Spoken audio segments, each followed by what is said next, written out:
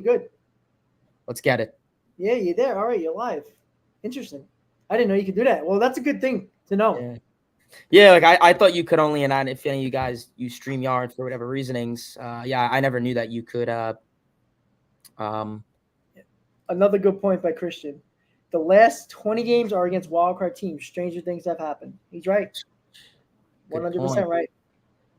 It is. And listen, look, is it possible? Of course, yes. Right? The Mets can win the next 9 out of 10 games and be in a wild card spot. And there's no waiver wire, which is terrible because you're gonna have to watch this bullpen with Rayleigh and possibly only Ottavino in here, and Drew Smith and Hartwig. Oh God, Jesus, please don't do that to me. I don't want that. I seriously would freaking. I don't have a lot of hair left. I will lose the rest of it because they're gonna make me stress over nothing. I don't mind having a stress-free 2 months here where I just talk Mets baseball and about the offseason. And go live during games just for the hell of it. Dude, just have a conversation with people. Oh God, I can't. Oh Lordy Lord. Crazy. Yeah, I mean, I think it will be interesting to say for the least. Here, I'm just gonna set this up quickly.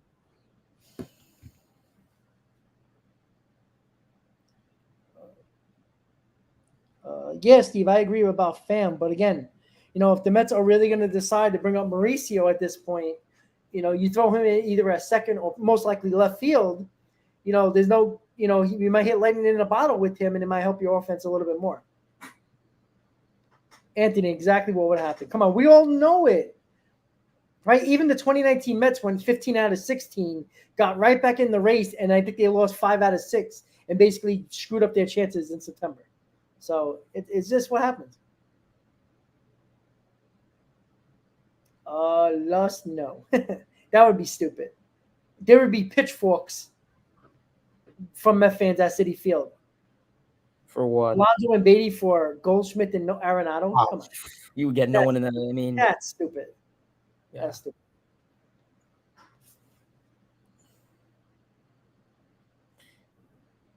So yeah, I mean, obviously, you wouldn't be surprised to start seeing some more trades come through. As the day goes on, usually, trades typically start to pick up a little bit. So, Yep. See how that goes. I mean, everything is possible. Right now, pretty much. The names that have been covered for the Mets. I mean, we just went over it, but I'll repeat it for the end on my channel. Tommy Pham. I don't think the lineup's out yet, but Tommy Pham, Omar Narvaez, and potentially Justin Verlander. I don't think they're going to touch Rayleigh or Ottavino. And like I said, I mean, as of right now, you really just subtracted David Robertson, Mark Canha, and of course Max Scherzer. So we're gonna have to kind of just wait out and see. Yeah. Go on. I will be right back. Yep, no problem. Yeah, guys. So listen, clearly things are starting to pick up, right?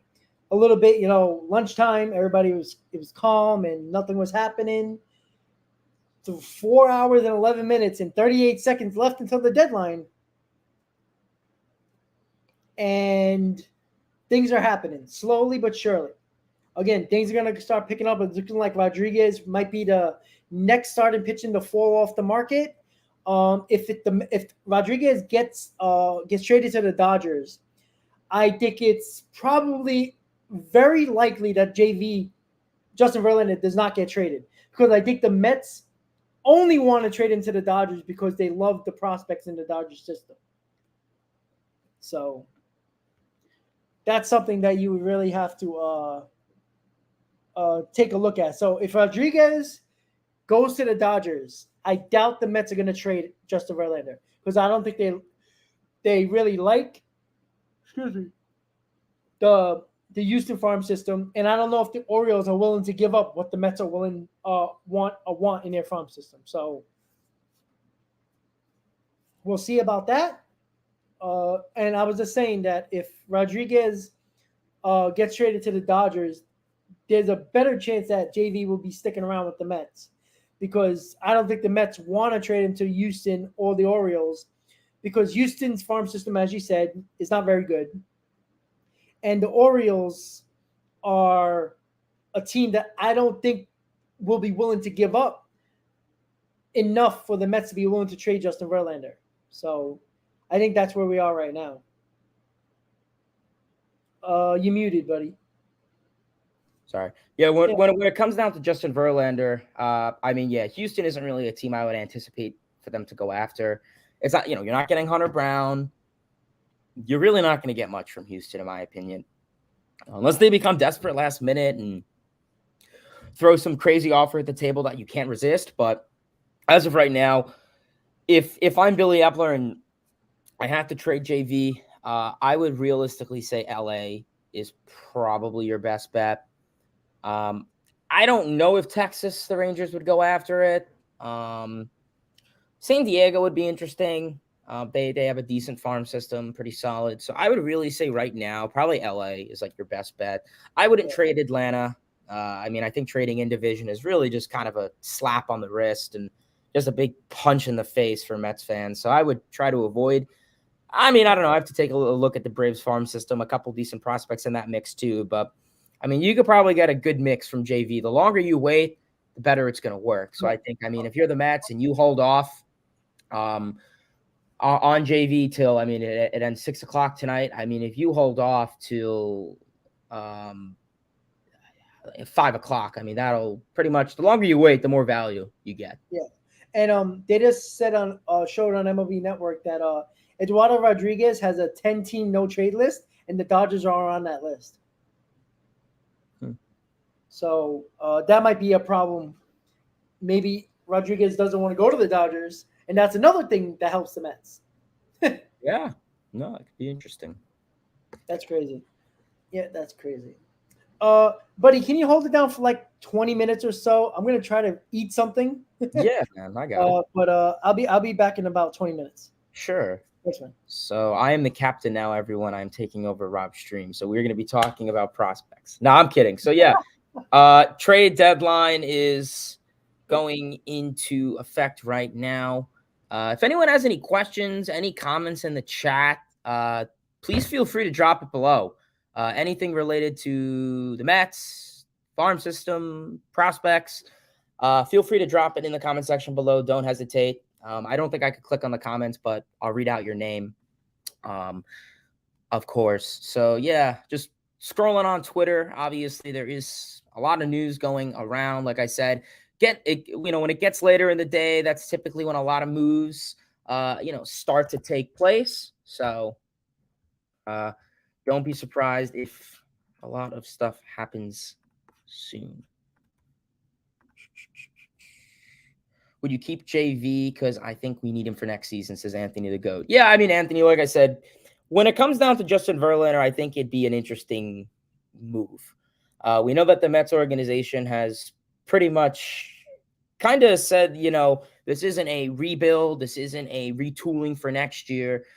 They pretty much denounced that theory that it was a rebuild. And I don't know. Like I said, when it comes to Max Scherzer, I have no problem with the Mets trading away Scherzer. I've said for a while now, you could use the term Scherzer's watch. You could use the term that Max Scherzer isn't what he used to be. I mean, 20 home runs and like 18 innings, yada, yada, yada. But yeah, I mean, realistically right now, Scherzer's the one guy I would have been fine with. Obviously, what you got in return from Max Scherzer, I mean, Acuna's brother, I think that was a steal. I definitely think you will get I think in a couple years from now, like I said, he's very advanced, could arguably even be in AA, but I think that could be a steal there. But when it comes down to really Justin Verlander, I'd kind of be so iffy about it. I get it. He's going to be 41 years old next year. He is this year and then 2 more years. So 2.5 years remaining on the contract. So be 43 years old when he finishes as a New York Met. But overall, I think it comes down to is next year. And I know right now you want to focus on now. In any sport, any organization, you want to focus on now and the future. You don't want to focus on the past. And I just kind of question, I guess, the idea of, well, what would the team look like next year? Because, you look at the free agent market for pitching, and it's not a lot. Obviously, Shohei Ohtani is the most talented person. But when it comes to free agent pitching, there's not a lot. So I question kind of how the Mets would tackle that issue. So that'll be interesting. But when it comes to the Mets trading JV, I would be a little bit hesitant of it. I wouldn't be fond of it. But if you get something really, really good in return, and those guys are close to making the majors, I would be for it. But yeah, we'll see. What's going on, everyone? Stony, appreciate you tuning in. Like I said, I am filling in for Rob on his channel, and of course, I am live on my channel. So if you guys want to come over, subscribe. Mets Talk with Hayden is the name, and then of course, if you're watching on Rob's channel, definitely leave any likes, comments, questions, concerns, all of that. Great stuff as per usual. As we are going to be live probably until 6 p.m. for the trade deadline. Pete will not be traded no matter what happens with Verlander. The Mets will be winners. Yeah, Frank, I agree. I mean, I don't really know why that was even brought up. I don't really know why the Athletic even bothered putting that out. Personally, I think that's just clicks, clickbait, all of that stuff. There's legitimately no reason for the Mets to trade Alonso. I mean, like I said, keynote, Billy Epler stated, this is not a rebuild. This is not a retooling. This is Steve's investment on moving forward. Why would you let a guy go who is your franchise player, arguably, besides Francisco Lindor? I mean, if the Mets get rid of him, I mean, I can only imagine what Citi Field would look like. I mean, it would be a ghost town. I mean, the rest of this year, it's going to be a ghost town. Could be, but yeah, getting rid of Alonso, I don't really have much belief in it. I think it's BS. I'm not really looking into it too much. I think it's just guys trying to produce, pump out views, pump out clicks. I'm not taking it too seriously, and I wouldn't either. Like I said, it doesn't hurt. It's key term listening. Like I said before, it's key term listening. Teams have listened to Aaron Judge. Teams have listened to Ronald Acuna Jr. Teams have listened to Derek Jeter in the past. Teams could listen, but there's a difference between listening versus being active. And the Mets are not active; they're listening. And I mean, as any team would, you're going to listen to everyone. But what's Epler and the Mets front office response going to be? No. So yeah, I am just trying to. Okay, we'll put that there.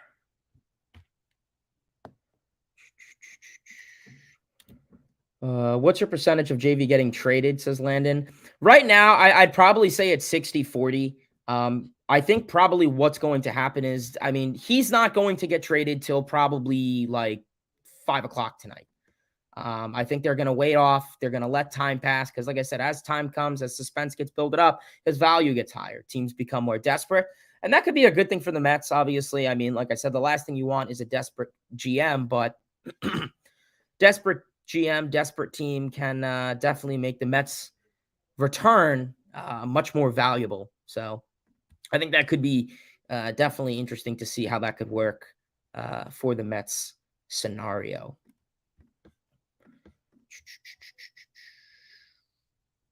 Sox are listening for offers on Cease. Yeah, Dwight, I did hear that the Chicago White Sox are a team that are going to be listening. Yeah, I mean, I really feel for the White Sox. I'll tell you, they've been a team that just failed the rebuild, I guess. Just couldn't really get over. And, like I said, right now, I think the two big guys from Chicago from the White Sox are probably Dylan Cease and Luis Robert. I think those are probably the two big name guys that I think a lot of people would be looking at.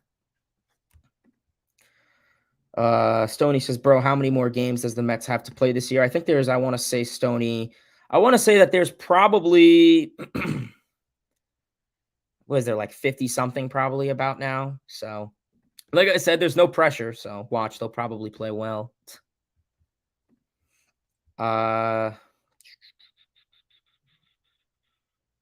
If you guys have any comments, questions, feel free to drop them below.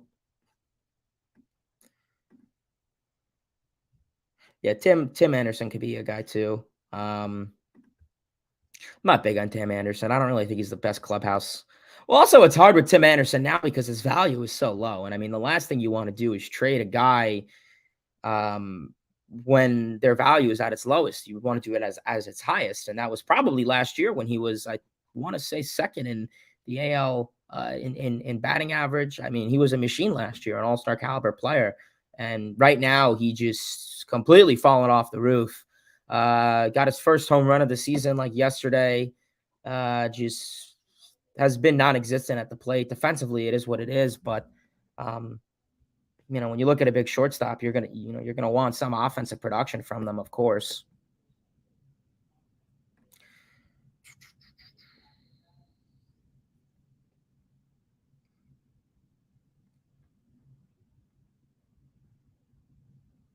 But yeah, like I said, if you guys have any comments, questions, concerns, please feel free to drop them in the comment section below. Rob had to eat some lunch, so he said he will be right back. So I'm going to try to the best of my ability not to destroy his channel. So yeah, if you guys have any comments, questions, concerns, anything, just feel free to drop them in the comment section below. Kevin says, I hope Pete hits at least 50 homers. Yeah, I think it's possible. I mean, right now he's at 30. Definitely, like I said, and I think when it comes down to Pete Alonso now, I definitely think he is starting to find his groove. We know that he was in a horrible slump, arguably one of the worst slumps of his young career.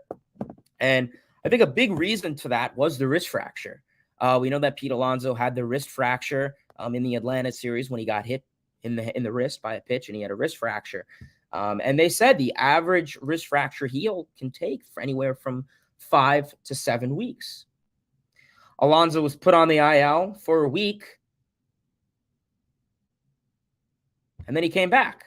And you could tell he looked off. You could tell at the plate he looked very sloppy. He looked very out of touch. Defensively, he is what he was, but you could just tell he looked very sloppy. And then about 6 weeks passed. This past week, July, was it 24th to the 30th or 24th to the 31st? And he was a man on a mission. One National League Player of the Week, 4 home runs, 12 RBIs. I want to say an OPS over 1,000. I mean, coincidence that it was 7 weeks. That's the time that it takes for a wrist fracture. So I think that's kind of an interesting observation that a lot of people can make. So I guess, yeah, we're really just going to have to kind of wait, see how that goes. But yeah, I think Alonso is definitely, he's set for a good season. Like I said, I know right now it would kind of suck to see Alonso go. Well, it wouldn't suck, but it would be interesting to see Alonso go on a tear when the team's kind of called it for the season. But hey, you know what? Go for it. Give the fans a reason to watch. Jet Williams and Acuna is like the 86 Mookie and Backman with power. Yeah, Yamit, I agree. Jet Williams is one guy that I think a lot of Met fans should keep an eye out on. Recently got the call up to high A. He was in single A, Port St. Lucie. Recently got the call up to high A. And, I mean, as he should. I mean, he was killing it down in Port St. Lucie. On-base percentage machine, posted an on-base percentage, I want to say, way over 400. Plate discipline is phenomenal. He's not a big power guy. I'm expecting that, smaller guy, 5'6", 170 pounds roughly. So, like I said, you're not going to get a whole lot of power out of him, but definitely, like I said, good table setter candidate for the Mets down the line. He's young. I get it. He's probably 20. So, I mean, you're not going to see him for quite some bit. Obviously, he just got the call up to high A, but definitely some time to see him. But he's going to be a guy that I wouldn't be surprised if he's a top 1, top 2 prospect in a year or two. Very advanced at the plate. Smooth, nice swing. Contact approach.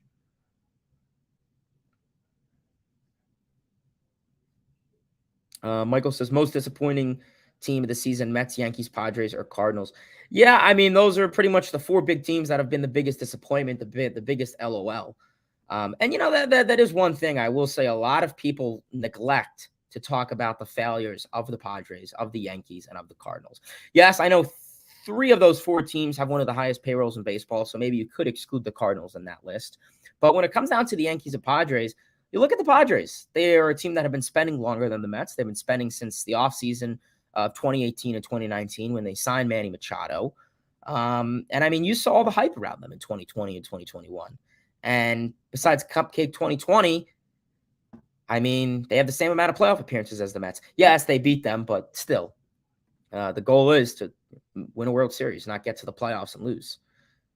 But yeah, Yankees are a team too. Yankees have been a massive, massive upset. I know they're 5 games above 500 or 4 games above 500, but realistically, you look at their record, and essentially it's the same as the Mets being 5 games below 500. You look at that division, the Yankees are 5th, they're last. They're 9 games behind the Baltimore Orioles for first place. Boston Red Sox are 2 games ahead of them. I mean, I don't think anyone had the Red Sox playing above 500 on their bingo card this season. I certainly didn't. Definitely a surprise team by no means. But yeah, the Yankees, I mean, they've just been bashed with injuries. Their rotation, obviously, Domingo Germán, Luis Severino have been inadequate performances. Besides the perfect game, Domingo Germán has really been bad. Luis Severino's been getting rocked, and he's been dealing with some lingering issues and injuries. Carlos Rodon was on the IL, just came back for inadequate starts. I mean, and it's unfortunate to see it's in the year when Garrett Cole is probably going to win Cy Young. I would say this is Garrett Cole's best year by far, and it's unfortunate to see it in a year when Garrett Cole is pitching insane. So, yeah, we'll see how that goes. Obviously, offensively, you look at this Yankees team, and yeah, they have been a disaster offensively. I mean, Google the offensive metrics. They're towards the bottom of the league when it comes to it. So, a lot of guys, Volpe, Bowers, I mean, guys that quite should probably go back down to AAA, but you don't really have the resources to fill them in. If the Mets trade Justin Verlander to Houston, you think he would accept the trade going back? They won last year. Yeah, I mean, I don't see why not. Like I said, obviously, I think Verlander would accept the trade. Wherever he goes, I think he would waive the no trade clause. Not because he's not happy in New York, but I don't know. Same reason that I think every athlete pretty much waives their trade clause. So yeah, I could honestly see Justin Verlander waiving his trade clause. I think regardless who it is too, it could be to Baltimore, it could be to Houston. I still think that'll be the case. Tommy Pham is in the trade market as well. Yeah, Anthony and President, I agree. Pham is a candidate who I would be very shocked if he doesn't get traded. Tommy Pham, like I said, brought in for this Mets team and kind of overachieved. I'll give him that. I know he was kind of brought in as this 4th outfielder, defensive adjustment, bench player, kind of come off the bench and hit against lefties. And he showed off that he could hit against lefties and righties. And he has been one of the biggest offensive pieces for the Mets this season. So I think it'll be good. I think it'll be worthy of the Mets trading him. I think you could probably get something valuable in return.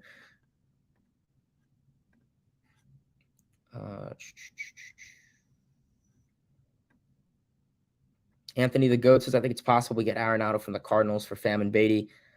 And like I said, Chris proposed that idea before. When it comes down to getting Arenado, he's 31, 32 years old. Straight up for Beatty, I don't think regardless what team he's on, I don't really think any team would go for that. But, I mean, hey, I guess it's possible. I mean, I would. Yeah, it's the fleece of the century. But it's not going to happen.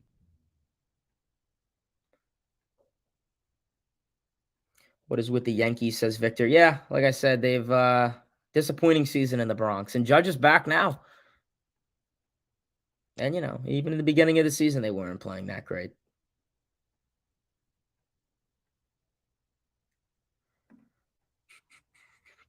So, yeah, we'll take a little. Yeah, Arenado's 32. Makes sense. Nah, I mean, right now, I don't think there's any scenario that the Mets make a trade with St. Louis. What's the point? You're not going to buy now. A couple updates on Twitter. Harrison Bader is drawing interest. Uncertain whether the Yankees are serious about dealing him. Reported by Joel Sherman. They may consider dealing their top rentals. So that makes sense. If it's still kind of determined.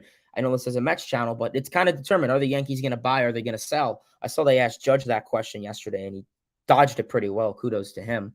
But yeah, I'm not really sure what the scenario is going to look like for the Yankees. I don't know if they're going to trade, if they're going to buy, if they're going to sell. Like I said, they're in a very similar situation to the Mets. So I really don't know what it's going to look like for them. But it could be a very similar approach to kind of like I said, the Baltimore Orioles. We saw the Baltimore Orioles at the trade deadline last year. And this is what I think the Mets are doing and should do, is pretty much trade away their rentals. If you look at any team that's in a situation like the Mets and the Yankees right now at the trade deadline, I would, and if you kind of want to surrender the season, you could say, is to have a trade deadline like the Baltimore Orioles last year. And what did the Orioles do, you may ask? What they did was they traded away and got rid of all of the guys with expiring contracts, veteran rentals, who I guess didn't really serve a whole lot of value and a big purpose on their team. They would get prospects back in return, and they would keep everyone else.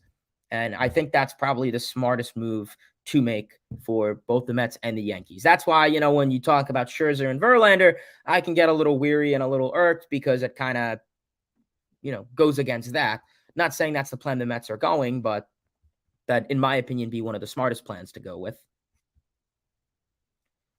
So yeah, kind of just scrolling on Twitter. Like I said, there is a lot going on. There's some reports that Jose Quintana has sparked some interest. So he's also another guy, I believe, 2-year deal has an option after this year. So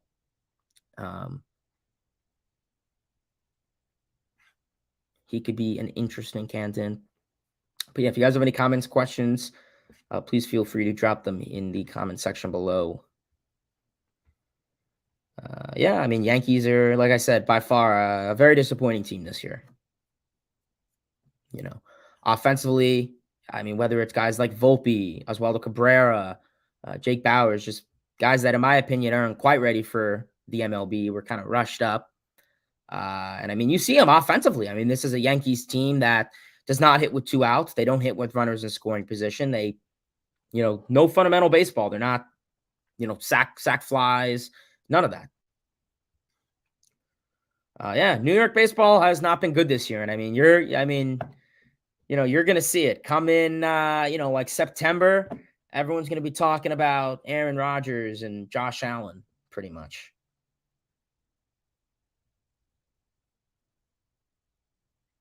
Kevin says, just curious what's with the Mets hat. Just repping it. I collect hats. Kevin, if you go over to my channel, Mets Talk with Hayden, you'll see me wearing a different hat each video. So it's pretty much nothing new. It's a nice hat. So just repping it for today. Freddie Freeman, how's it going, man? But yeah, like I said, if anyone has any comments, questions, concerns, feel free to drop them in the comment section below. I wish Rob gave me privileges to share my screen, because I would do that right now, but I cannot. So kind of just scrolling on Twitter, seeing what other news that we have. Yeah, no, I agree. I mean, the Expos hat's very nice. I mean, it has the red and then the white. There's no like mixed color on the back. I know some hats kind of have like the red, white, and blue, but no, it's a nice hat. I mean, regardless, I mean, I live far from, I live, beyond far from Canada, living in Florida, but yeah, no, it's a nice design. I mean, I know a lot of people who don't follow baseball for their life, and they always like, hey, that's a nice hat.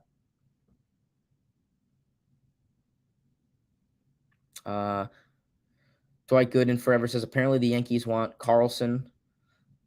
Yeah, Dylan Carlson. Well, I mean, if they're going to get rid of Harrison Bader, I think that would kind of be a interesting move.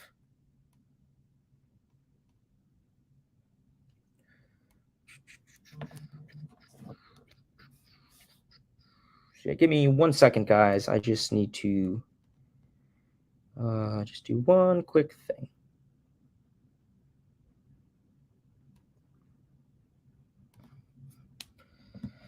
Christian says, have you thought about having Guess the Hat Hayden? Have you ever thought about having a Guess Hayden's Hat of the Day contest? No, but honestly, I should do that now. Give away a prize, like a $5 gift card. Strong Island says, why are the Mets in the position they are now?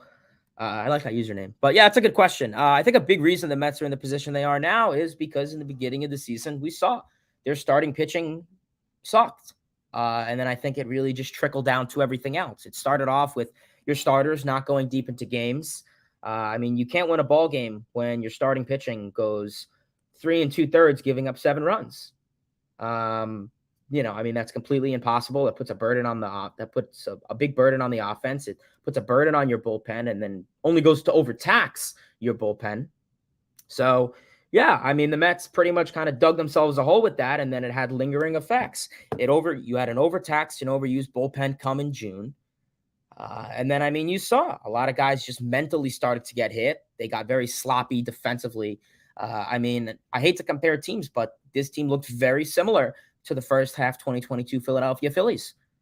They had the game right in front of them, and they'd botch a play or two, and it would cost them the game. So simple enough. I don't think the offense is the reason. I think when it comes to the Mets, I think everything essentially went wrong for them this year, besides injuries, knock on wood. But I think the biggest thing was starting pitching. I solely blame their starting pitching. Their starting pitching was a huge letdown in May and June. Like I said, you can't win ball games when your starters go 4 innings. I mean, you saw the statistics. When their starters go 6, 7, 8 innings, they're practically perfect. So that's kind of the big issue. I don't think the offense is a big reason to blame. I think the offense is some accountability in it, sure. Like I said, I think this offense was streaky. I think they had hard time hitting with runners in scoring position, hitting with 2 outs, executing plays offensively. I mean, this team still does. I mean, you get bases loaded, no outs, strikeout, double play. I mean, unheard of last year. If you had bases loaded last year, at minimum, you're probably going to bring in a run or 2. So yeah, I mean, like I said, I think the offense is partial to blame, but I think starting pitching is 75% of the reason in the situation that you're in the situation that you are. And like I said, it had lingering effects. It overtaxed your bullpen. It overburdened your bullpen. And you don't want an overtaxed bullpen come in May, June. And they would come in. They would eventually start to blow games. And then this team just got hit mentally. It looked very sloppy when it came to executing double plays, communication, catching routine plays, So, yeah, it definitely sucked. But I think that's, for the most part, Strong Island, a big reason why you are. Victor says we're in Florida. Oh, that's nice. Yeah, I live near West Palm, South Florida. Kobe says scale of 1 to 10. What would you rate the Mets farm system? Yeah, I mean, right now, I would probably argue the Mets farm system probably gets a solid 7.5 right now. If you were to ask me this like 7 months ago, really the only big prospects you had were Alvarez, Beatty, Vientos, and Mauricio. That was your farm system was known for, those 4 guys. And then you go to the 5, 6, 7, 8, and it's, somewhat decent talent, but nothing too crazy. And then now you're adding to that. Like I said, you have 4 really good pitchers in the top 10, where, 6 months ago you had 1. And Blake Tidwell was in what? Rookie or low A ball? So, yeah, you definitely continue to build your farm system, and that's what every good organization should do. But without further ado, hopefully I didn't destroy the channel too much. The man, the myth, the legend, Rob is back.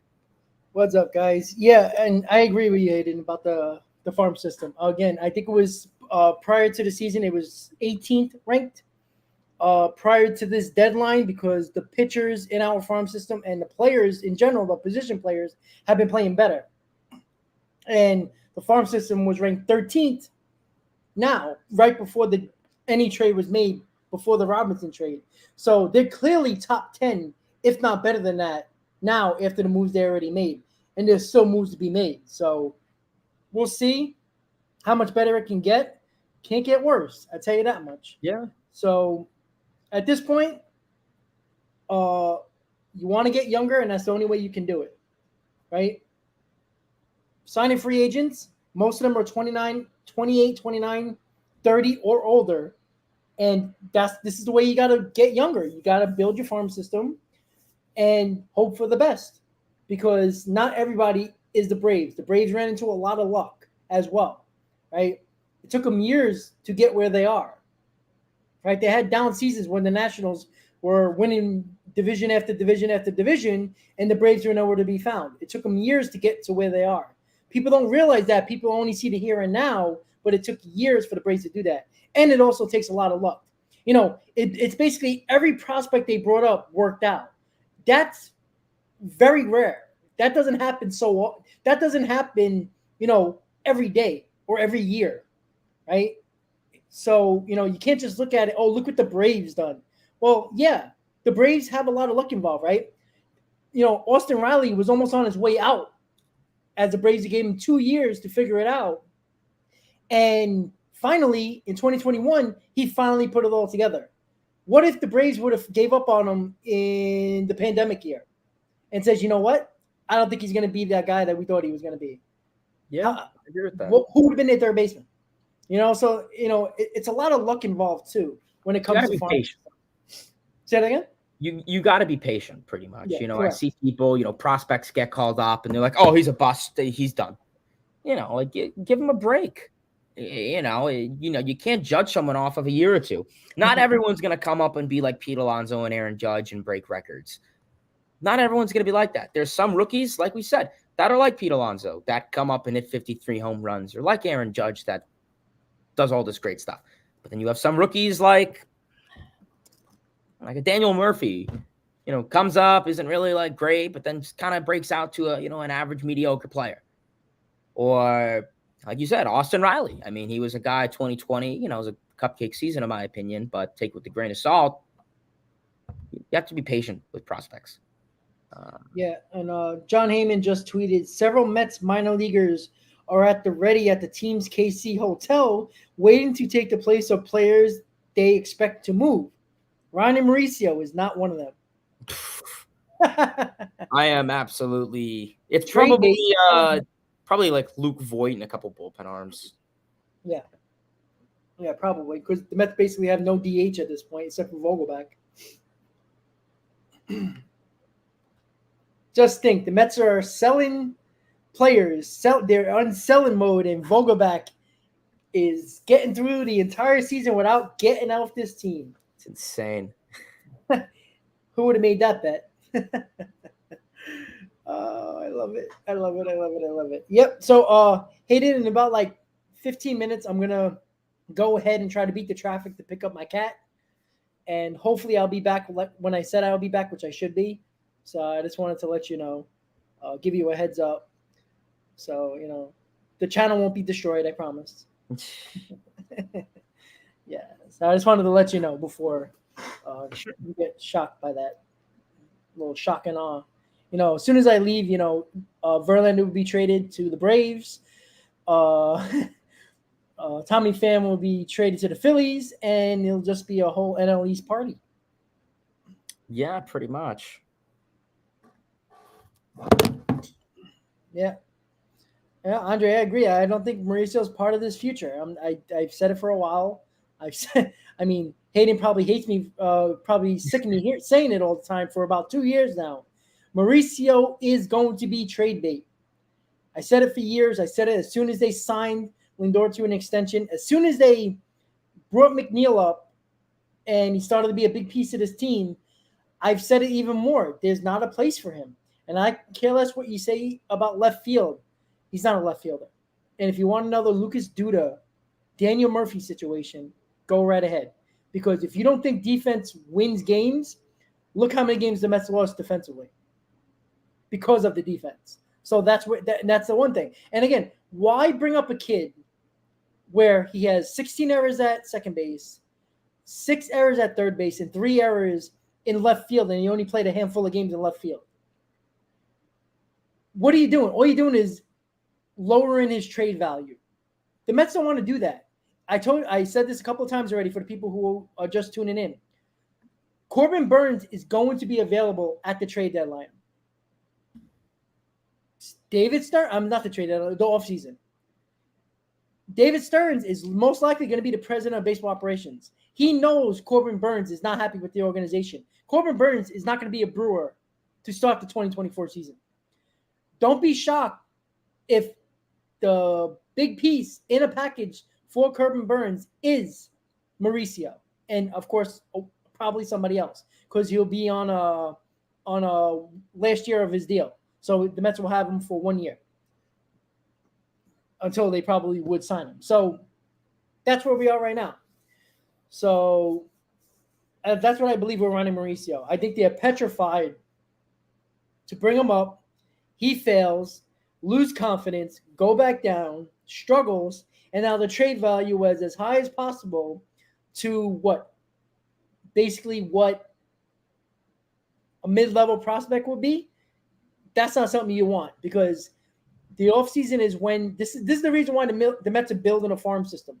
They're building organizational depth, so when a trade falls into their lap, they have the pieces to move without hurting their farm system to the bare bones. And that's what I think is going to happen in the offseason and how they're going to replenish and why they're not too concerned about trading Justin Verlander, because I think they realize that they can make a few moves in free agency and make a solid trade to build up this rotation again, in my opinion.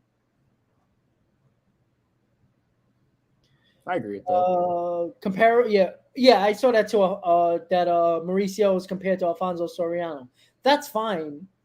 That again, that's fine. But again, do you really care? You're trading Ronnie Mauricio to Milwaukee, Wisconsin.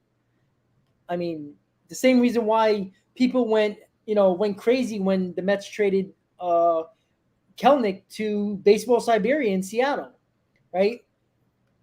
Right now, Seattle Mariners, weren't they supposed to be the up-and-coming team? They're not making the playoffs. So, Line 500. Yeah.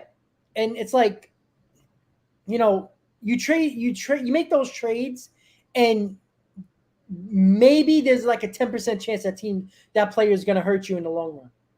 So I rather make your team better and not worry about who you trade in and worry about if they're going to become an MVP candidate. Great. He'll be an MVP candidate for the Milwaukee Brewers who never win nothing as well. So that's the way I see it. Marcus Stroman, there's nothing going on. The Cubs are keeping their players. They're buying. They're going for it. It's very simple. BX, we don't need pitching prospects right now. We don't. It's not a necessity anymore.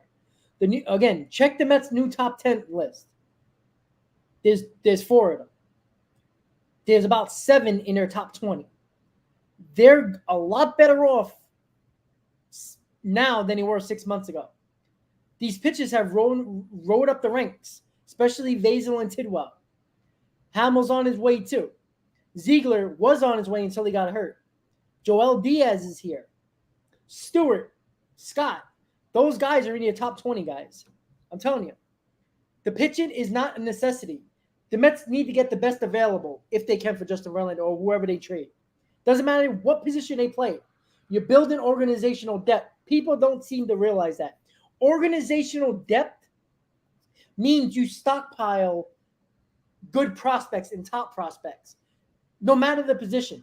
Because if you got 4 shortstops in your top 20 that are very highly regarded, other teams are going to see that too and know that they can get a top prospect from you because they're expendable. That's what you want. The reason why the Mets couldn't make the big deals in the last couple of years, especially the trade deadline last year, was because they had no organizational depth. And if they took from that pile, that small pile, and gave them away for a piece, you got nothing left to show for it. The Mets have that now. That's the difference. Yeah, and I agree with that. And I think also it's listen, when it comes to drafting, I think that's another story. Like we would always see the last couple of years, the Mets would constantly draft shortstops and infielders and catchers. And it comes to the point where it's good to, like Rob said, have a lot you could do with that. You could develop them into other players, other positions down the line. You could trade them. Like I said, having 5 top shortstop prospects could be good for trades. So I think when it comes to drafting, it's a different story, but I agree with that. Like when it comes to, like everyone's like, well, Jet Williams, well, where's he going to go? Because you have Francisco Lindor. Well, Jet Williams, he could play second base. He could play the outfield. He's an athletic, speedy guy. He's capable of playing those 2 athletic, speedy positions. Ronnie Mauricio, I mean, whether, what his future looks like, well, that's a different story, but outfield. I know he's a little bit big for second base, so I would kind of like to see him I would kind of like to see him play the outfield. But yeah, I mean, like I said, there's always plenty of other positions that a player could play at. It's not like they're 35 when they're getting called up and, Correct. their career is almost over, So see how it goes. But yeah, I definitely think the Mets farm system is in a very, very good spot right now. For me, a person who is big on prospects, every year I do a top 5, top 10 prospect ranking. So, I mean, this year it's going to be pretty much everyone new. I mean, last year, the last 2 years was like kind of the same guys and Alvarez and Beatty, but it's going to be pretty much everyone new. Yeah, you're right. And that's the whole thing right there. And it's like you see how fast drafting well and making smart trades can build up your farm system within a year, within 2 years, right? Billy Epler has had really good drafts. His first 2 drafts as a Mets GM, really good. The Parada Jet Williams draft, #1 ranked in Major League Baseball. This year, I think they were ranked 5th or 6th, and they didn't even have a first round pick. Like that right there shows you how quickly you can change a farm system around without actually, having a fire sale and getting everybody off the steam and rebuilding. Reports that Padres and Giants are out on Verlander. I'm not surprised. I didn't even know I didn't know the Giants were in. Yeah, and I know with the Giants. He says, "Oh yeah, the Giants win for a second." Okay, so that's that. Well, of course the Padres are going to be out. You see the trade they just made. Oh yeah, they just yeah. I mean, they're not going to give up top prospects. When they just made that trade with Rich Hill, because they're clearly not going all in on the trade deadline. So yeah, again, I think it's going to come down to if Rodriguez doesn't go to the Dodgers, then that's where I think the Mets and Dodgers are going to come back together and see if they can figure out a deal. And if the Mets don't like that deal, well, keep them. Yeah, I agree with that. So yeah, Padres, Giants are out, according to Martino, and he goes, "Oh yeah, by the way, Giants win for a second."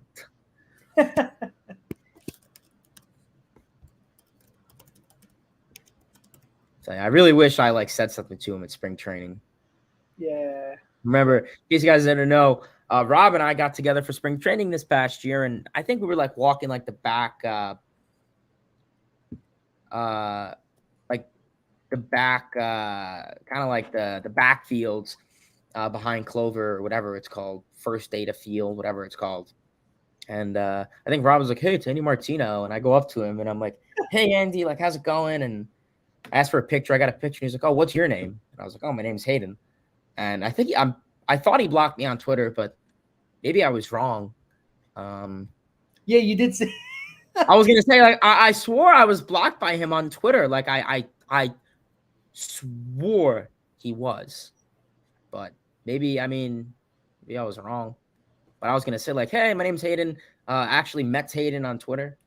That name stands out. Yeah, he's he was actually a nice guy. Weird. Yeah, a lot of these guys are. I mean, I know they get goofed on because they're reporters and their takes are pretty bad, but they're people at the end of the day. They're not really mean people. I mean, besides Gary Cohen,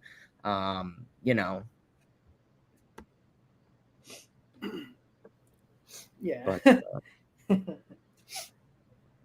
that is interesting for sure. Yeah. So if that is kind of interesting though. But I'm trying to figure out I mean, this is kind of I wouldn't say there hasn't really been a blockbuster trade. I mean, I guess people are considering Scherzer one of them, but I don't. I think it was just shocking what we got back. I mean, I think a blockbuster trade is sending somebody who's actually really good and getting a ton of really good prospects back. That's not the case. Scherzer is not good, and the Mets were able to get back a top prospect. So I don't think that's really a blockbuster. But I don't know. I don't know if there's going to be one because, I mean, Justin Verlander would be the one. That's basically it. Yeah. No, I mean, I'm not really sure. I mean, if there's going to be a big blockbuster this year, last year I would say the big blockbuster was Juan Soto and Josh Bell, but I really don't even know if there is going to be one this year. I mean, it's not like the Cubs I mean, it's not like the Cubs and Cardinals are going to be selling their big guys. Yeah. Yeah, and Captain Morgan just said it. Yeah. The values are remaining high. Somebody's going to budge. These teams that are buyers, they're going to look, they're going to need, they know what they need, right? They're not going to pivot from what they need. And if it comes down to the 5:30 hour and you need what you need, guess what? You might have to give up what that seller team is asking for. And you bite the bullet and deal with it. But if it can help you make a run in the playoffs and get to a World Series and possibly win it, you're not going to complain, right? I'm sorry. That's why I hate when people talk about, what were the Mets supposed to do last year? Well, how about try? They didn't. It felt like they knew they were not trading any top 25 prospects, and they went into the deadline knowing they weren't going to do anything, trading their top 25 prospects. You can't go into the deadline like that. They half-assed the deadline as a bullshit buyer, and then they got bullshit results. What did everybody expect? To Darren Ruff saving the day, Tyler Naquin, Vogelback, and that team last year probably, in my opinion, should have won a World Series. They were that good though with that pitching staff. I think the Mets last year, if Billy Epler actually did his job and got an above average DH and one or two bullpen arms, hypothetical names, just like a JD Martinez type, or like a Josh Bell, and then like an Andrew Chafin and another guy with that caliber, by far, I think they would have. I mean, they would have made it past the wild card for sure. Yeah, but I think, I'm sorry. No, I mean, I think by far they would have made it past the wild card. I mean, I easily could have seen them in the World Series. Yeah, and it's not like we were asking for an Ohtani trade. Right. Like, we didn't need that. Like, we needed somebody that was a competent bat to replace Marte in September. Because I don't care what anybody says. When Marte went down at the beginning of September, when he got hit by that pitch in Pittsburgh, everything went downhill from there. Marte was that dynamic player in the middle of the lineup that felt like it sparked everything else in the lineup. Once he went down, it seemed like none of the Mets hitters know what to do with themselves, right? Yeah. Nimmo had a great season because of Marte. Let's not forget that, right? Marte goes down. Nimmo had a terrible September. And then that's a trickle-down effect. You're not getting people on base. McNeil wasn't really good in the 2-hole. That trickles down to Lindor and Alonso not producing, not providing run support, not producing, not driving in runs, because who are they driving in?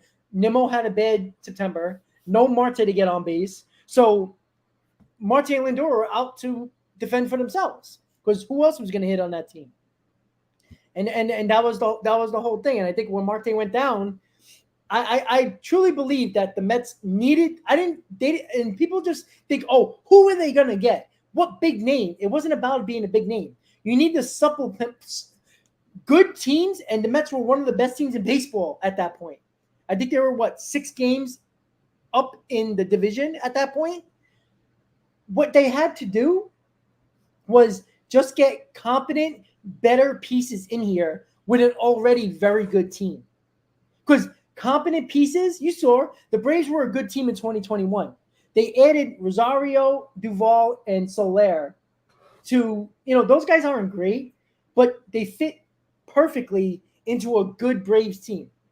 And it clicked. And it won a World Series. Now, the Mets could have got JD Martinez. It could have been a fucking disaster. But at least they tried. I'd rather them try. The Angels are trying. If they fail and don't make the playoffs, why would a fan be mad at that? They tried to go for it. The Mets didn't try to go for it at the deadline. They tried. They thought they were smarter than everybody else. Go figure. Billy Epler was smarter than everybody else. A Cashman disciple. Right? And thinking that they were so good that it didn't matter what they were going to get at the deadline because they were so good. And keeping them top 25 prospects. And they took last year for granted. And I think they took this year for granted, thinking they would make the playoffs no matter what. And it burned them both years. So now you just lost 2 years where you could have actually made some damage in the postseason last year, and probably could have been a good team this year. Because the confidence level of a team like the Mets, who clearly play well on confidence, if they would have beat the Padres, and maybe they would have struggled against either the Phillies or the Braves or whoever they would have faced, and lost in the NLDS, but it was a tough series. I think this team would have had a lot more confidence in themselves coming into this year than having no confidence at all, losing to a Padres team that they were better than it. And then the Braves series would have not been that big of a deal. So that's the way I see it. Agree on that. I mean, I agree with that, Rob. And I mean, you could even tell, just opening day, you could tell just the vibes and the attitude just felt very different. Yep. With this team and this organization. And I still think that just kind of the woes and the emotions and the mental aspects that went on in September were just still a thing and still a clubhouse issue. I mean, we talked about it. The team collapsed. Strong Island team collapsed last minute, and arguably at one of the worst times. I agree on that. All the players pretty much went down, stopped performing. Whether that was Starling Marte getting hurt, and then that was kind of the trickle-down effect. Well, Nimmo wasn't getting, Nimmo didn't, McNeil wasn't good in the 2-hole. Nimmo had a bad September. Canna, who had a good August, was mid in September. But everyone essentially kind of fell asleep, and their starting pitching tried to pick up the slack, but, can't win a ball game 4-5. Or, you can't win a ball game by scoring 1 run, 2 runs. So, yeah, I mean, it was unfortunate. It really was last year. I mean, yeah, it was a year that will always be remembered. 2022 is a great year. I mean, recently in this century, there's only a limited amount of years that the Mets had success, and that was last year. I mean, this was a team that everyone performed. In my opinion, I feel certain guys overachieved in certain categories, which is great, whether that was McNeil, whether that was Diaz. Yep. And then just everyone kind of performed, like Rob said, to the back of their baseball card. Canna, Marte, great additions.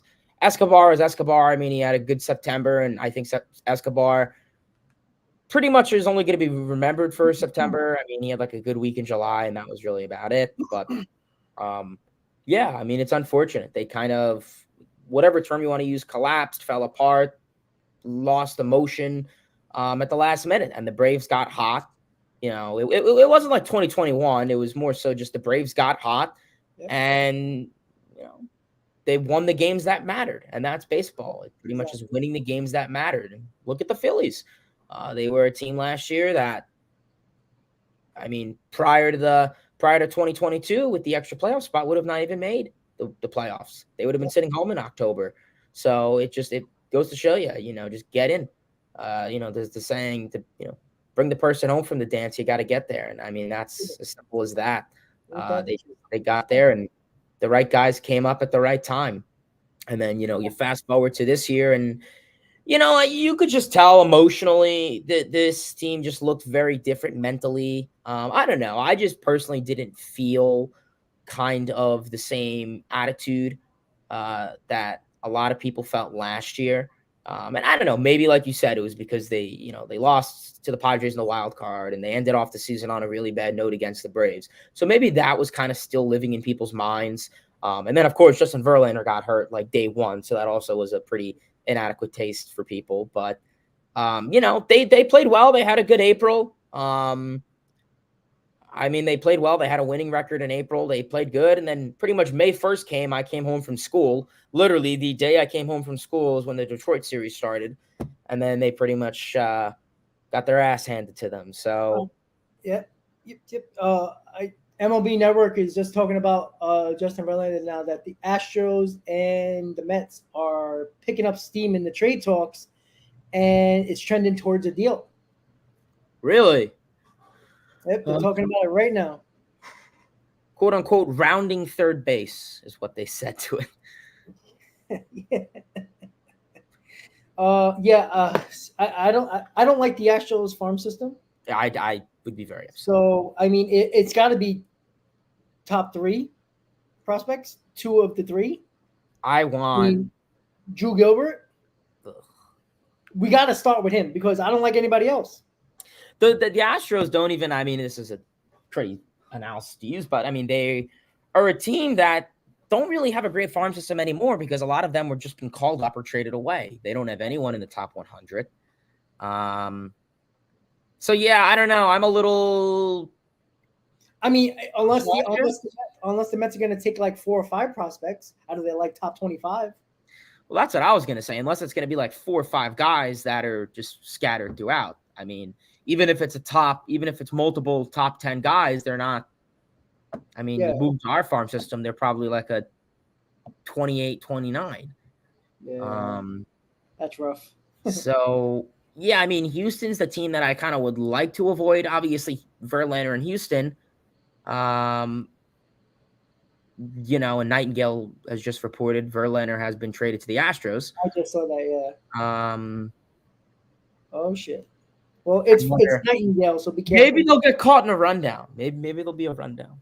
Or a pickle or something. But I don't like this. Mike Mayer, Justin Verlander has been traded to the Astros. So, oh God, this is going to be so bad. You know this, right? Just as Billy Epler was starting to get people's trust back, this is going to be bad. Bad. I said stay away from Houston. I'd rather them go to the Rangers. I mean, I know they were. I know they're not, but I'd rather them go to them. I mean, they really have to be getting back a fucking ton. They have to. Like, I mean, if it's not 3 or 4 prospects, I don't know. I don't know. It can't be 2. It's nobody on the MLB roster for them, you think? Maybe. We'll see. Momentum increasing. Mets and Astros forwards in the Steve we trust. I'm telling you, this is a match, and the Astros wouldn't have won their World Series. All right, so I just wanted to see. They just showed the Bob Nightingale tweet as well. So, yep. Justin Verlander and the Houston Astros are together. Wow. I hope it's got to be top 3 prospects. Suffering never ends. I miss Jeff Wilpon. But so now people are saying Wilpon / Steve Cohen. Yeah, I mean, I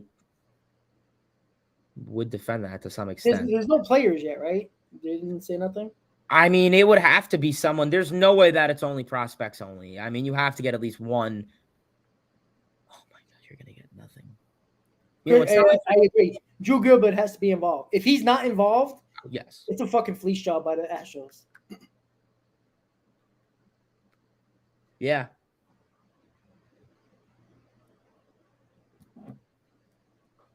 People are talking about Hunter Brown, but he hasn't really had a good season. Getting him. They're not going to get him. I don't know.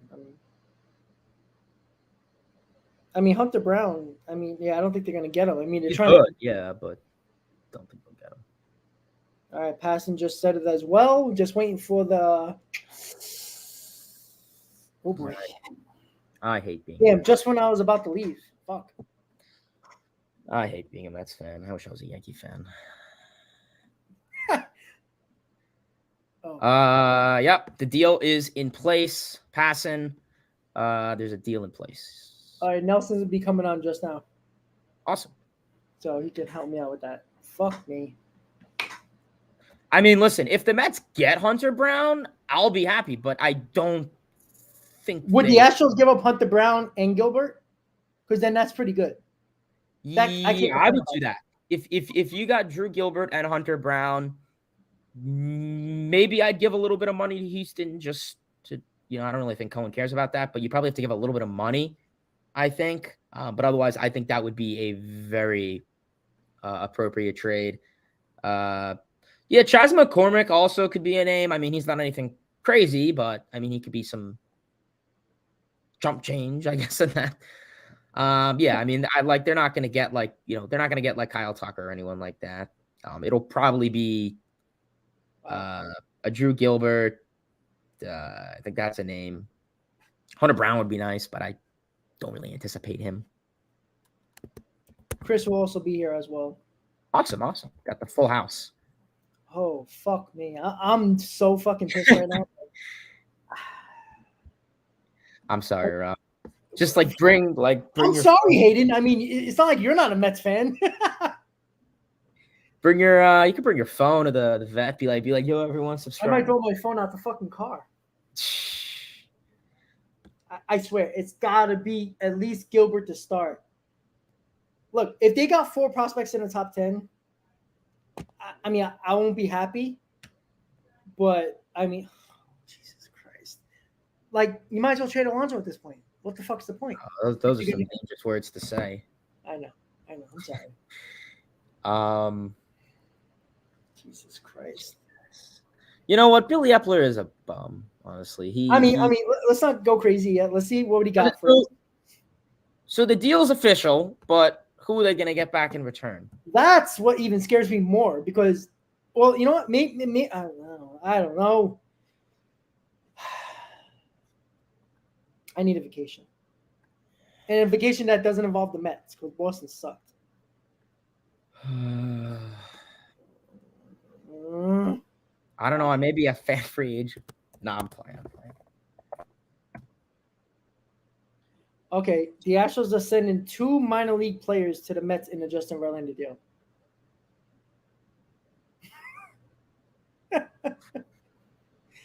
Now, did the Mets not pick up a lot of money? And that's why? Because that's a big reason.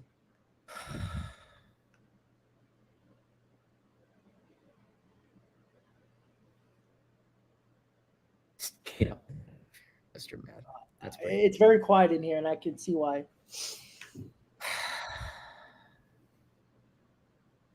Guys, we're speechless. Like, I don't get it. Like, there was no reason to trade Scherzer for a bag of.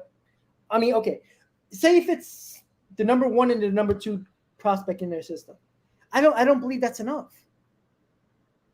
Not in the Astro system. I mean, Gilbert's fine, but. So what does our rotation look like now? Kodai Senga, Jose Quintana, me, you, Nelson, and Chris. I'll bet. Let's get it, man. Go. Listen, Stetson Club Baseball may be down from.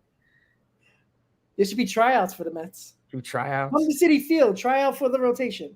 But realistically, I mean, it's probably going to be what? I'm going to look again. Senga, I mean, it'd probably be what? Kodai Senga. Quintana. Jose Quintana. Peterson. Miguel and Carrasco, right? Ugh. Yeah, that's a 90 loss. Oh yeah, the Mets. That's a 90 loss season, no doubt. And that's the issue. That's what the Mets had to be desperate on. Are the Mets willing to lose 90 games? I'm so confused.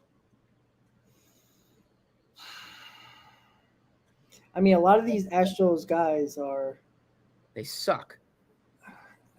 They're years away. Also, Colin Barber, outfielder, batted .250 in AA. Drew Gilbert, he's not great, but there's a lot of good talk about him. But I don't know. We don't know if the Dodgers offered the Mets anything. We have no idea. And that's probably going to come out later if there is anything even that was offered. Because honestly, I mean, I would have much rather have gave an offer.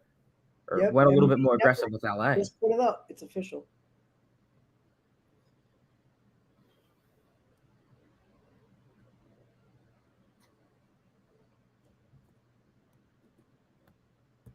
Yeah, definitely. Yeah, I mean, hopefully we will see. I mean, Ohtani would be a nice cherry on top.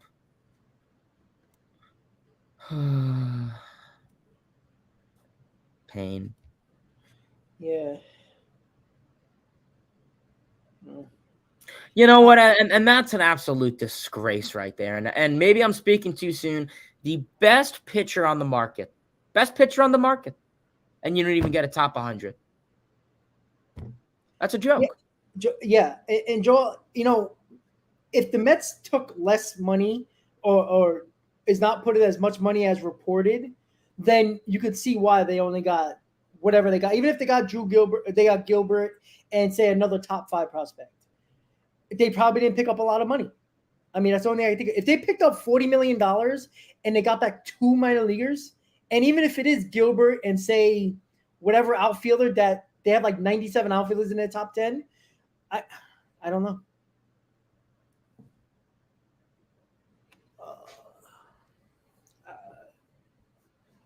I mean, I'm thinking, I really would have thought it would have been, I didn't think they were going to trade Hunter Brown, but I would have just taken Hunter Brown and him straight up. Well, he's on the Astros right now, right? Well, right. And I think the only reason. Would they consider him a minor leaguer still or no?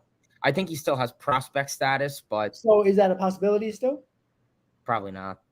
I don't think they call him a prospect. I know we got Gilbert. I think people are reporting that. Is it? Yeah, I think it's Gilbert.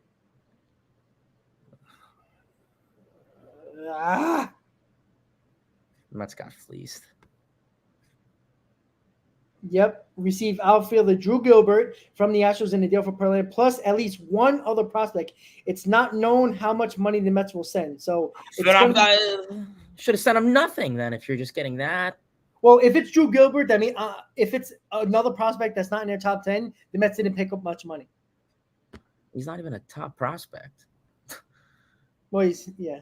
Like freaking Heyman just tweeted out top prospect. He's not even so the Mets are getting Drew Gilbert, everyone.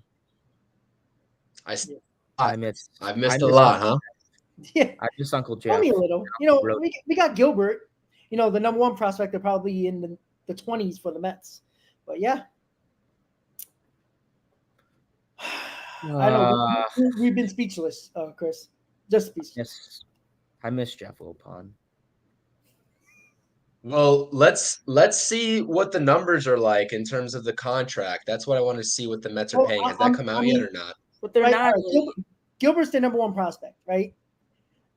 And there's supposed to be one other prospect along with him. If it's another top 5 prospect, I would think the Mets are picking up less than $30 million. I wouldn't pick up anything if you're getting someone that's going to be the 30th in ours.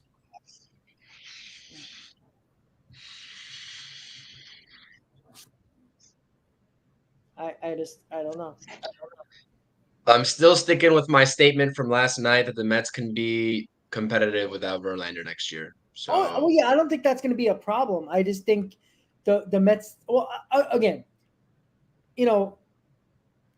now people are talking about Hunter Brown now. If it's Hunter Brown and Gilbert, then I have no problem with that.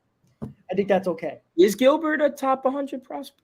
He is. I just checked it right now. Let me see. Hold on. Oh, he's like 95 or something. Yeah, he's up there. But again, still, if he's top 100, it's still not. I mean, Nimmo was in the top 100 for a while either. So I mean, I'm not saying this kid's going to be great, but I mean, the Mets need outfielders, right? I mean, it's not a secret. So, well, looks like Steve Cohen's going to have to build another scoreboard and as many chicken donut sandwiches to get people in the stands next year. Let's see.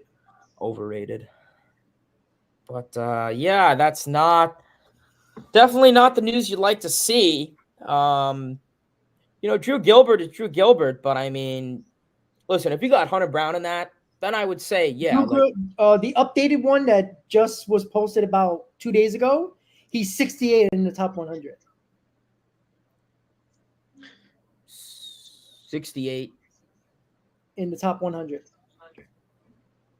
And he was the first for the Astros, and then what would he be for us? Well, that's to be determined for us, but like he probably he probably slots in at like what 7-8 now. I would think so. Yeah. Really? Probably. I could see that. Marco Vargas was 40, or Luis Angel was somewhere around there. I would say. Before 10, that's for sure. 20 spots from Acuna, and we think Acuna is a lot better. So the Mets had not pick up a lot of money then. I just don't think so.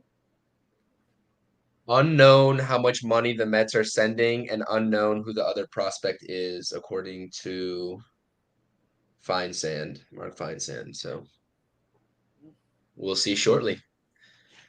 Yeah, Gilbert was hitting 360, and A-Ball got promoted to Double-A, hitting 240 there. So we'll see how he progresses. Yeah, I mean, it's who else is going to be in Like, it? if it's Hunter Brown and like he's still considered the prospect, so I mean it's possible that the Mets wanted him, but I don't think so because he's helping the Astros right now. So I don't. Yeah, I mean, if it's Hunter Brown, If it's Hunter Brown and Gilbert, that's I wouldn't say it's a steal, but I can't get mad at that. yeah, I'll be happy. Guys, so yeah, I got to get going. Okay. When Nelson comes on, I'm gonna push him in through my phone while I'm driving. I just gotta if anybody can text me just to let me know he's in, so I can just Sure. push him in.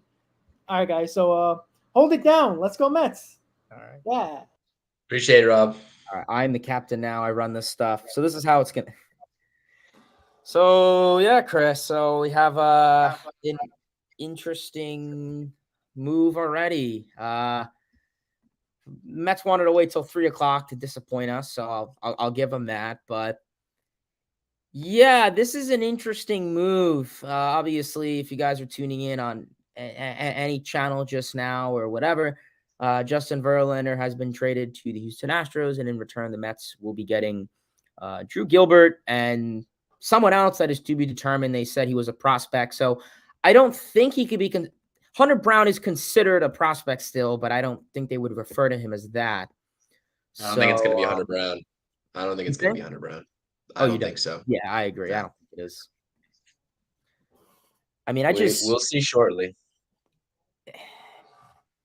It's like, listen, if you got Hunter Brown and then some like other person, like I'll take that.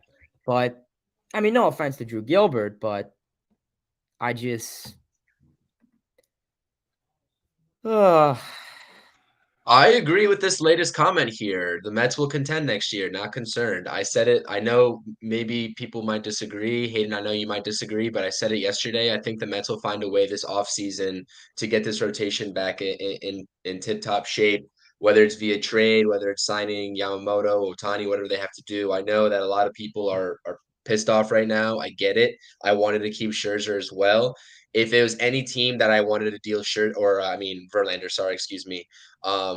Mets are having me misspeak right now with all this trade talk going on. But yeah, I wanted to keep Verlander, but I wished it would have been the Dodgers. But this is not the end of the world by any means. I get it. Verlander would have been our ace next year. We would have had that retention, and maybe some people are not satisfied with what we're getting in return for the Astros, but I'm going to be a voice of reason here and just say this does not impact the contention that the Mets may or may not be in. I'm going to say they are, but in 2024. So that's my stance on it.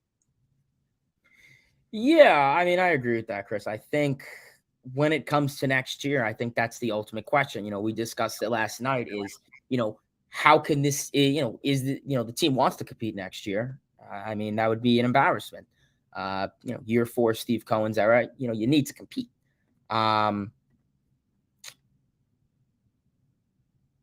I think when it just comes down to that is right now, how do you focus on 2024? We discussed the starting free agent market for pitching is pretty cruddy. I mean, you have Ohtani, and then it's a bunch of 4 or 5 starters.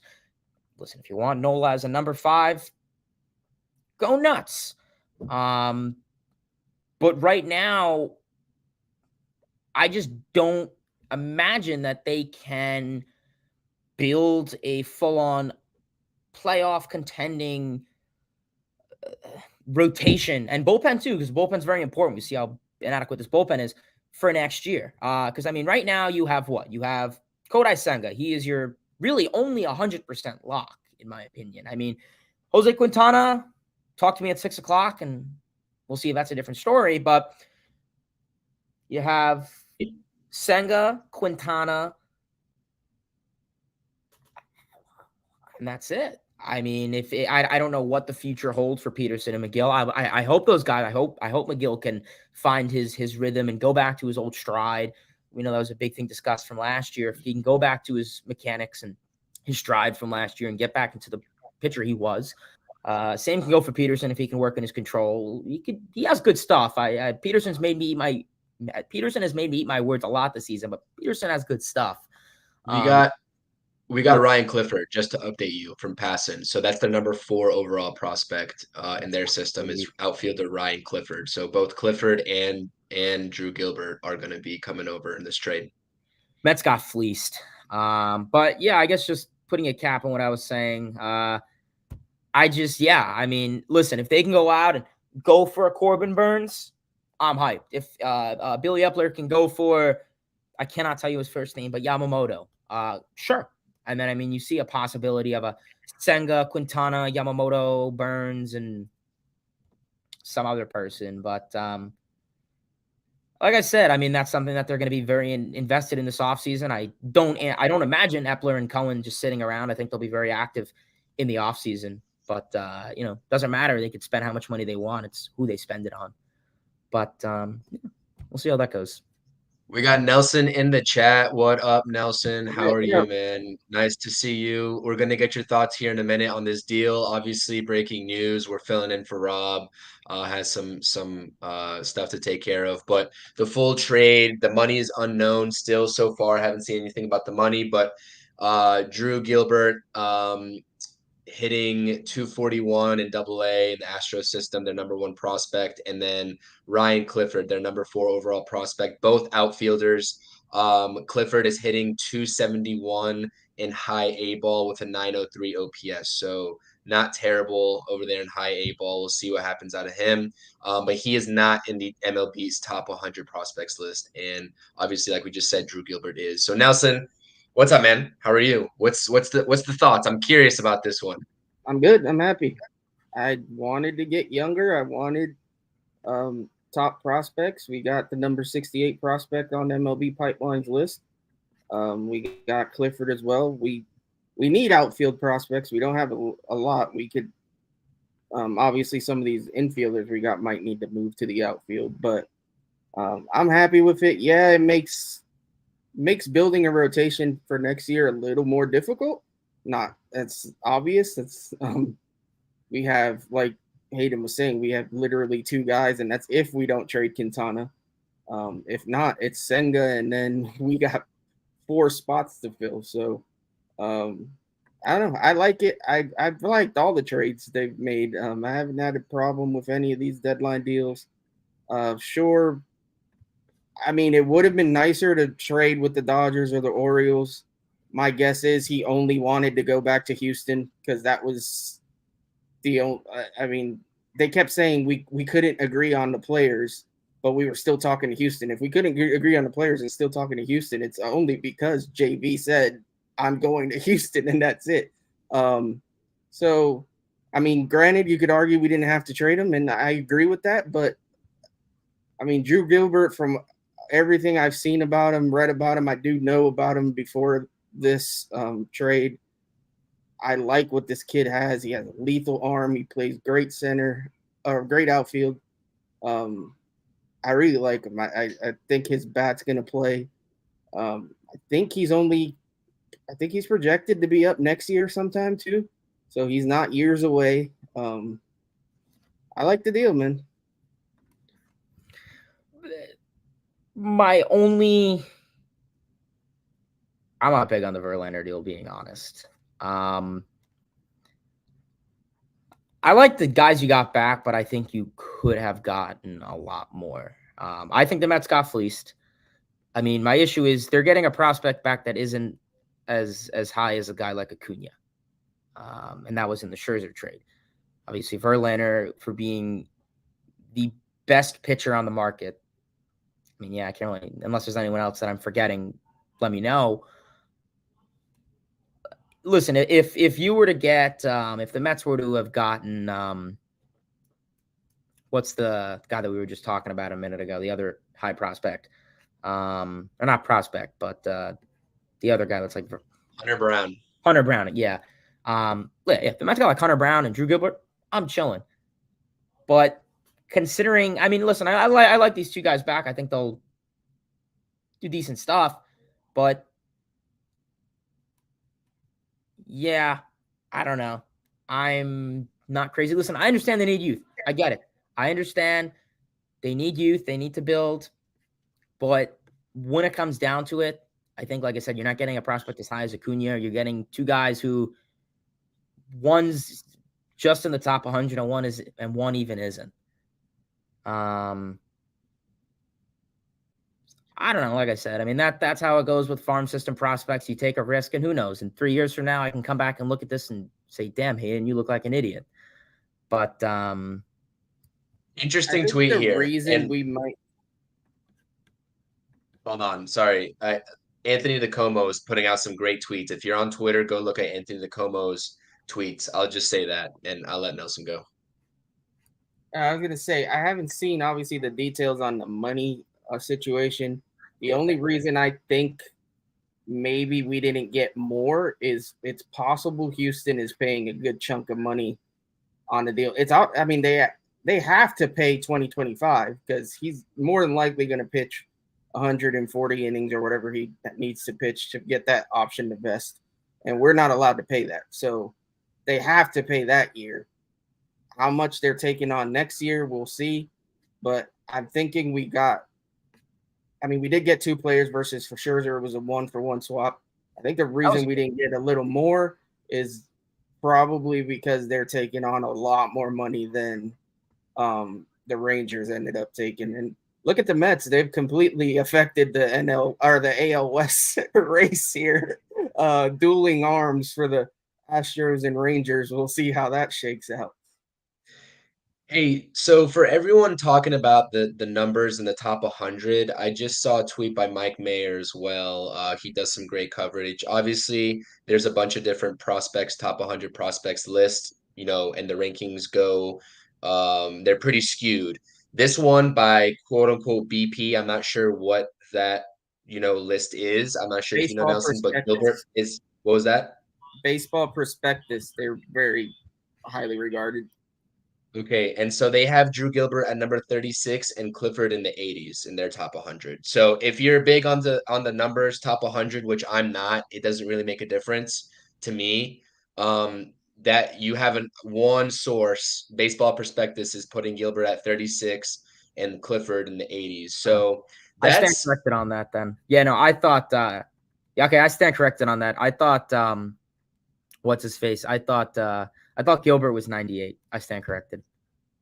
Yeah, no, Gilbert in other rankings, Gilbert is as high as 68. So he's anywhere from 38 to 68 based on who you ask and who does the ranking. So in a matter of days, the Mets have now added 4 players in their top 12 in the farm system, and 3 of those being in the top 10 with Vargas, Luis Angel, and now Gilbert. And then I would assume Clifford, if he doesn't crack the top 10, he'll be somewhere 11 or 12, but he also has a shot at cracking the top 10. So we'll see what happens. I get everybody wanted pitching in return, and the Mets did not get many pitching prospects this deadline, and who knows what happens remains to be seen. You could talk about Narvaez, Quintana still potentially working out deals.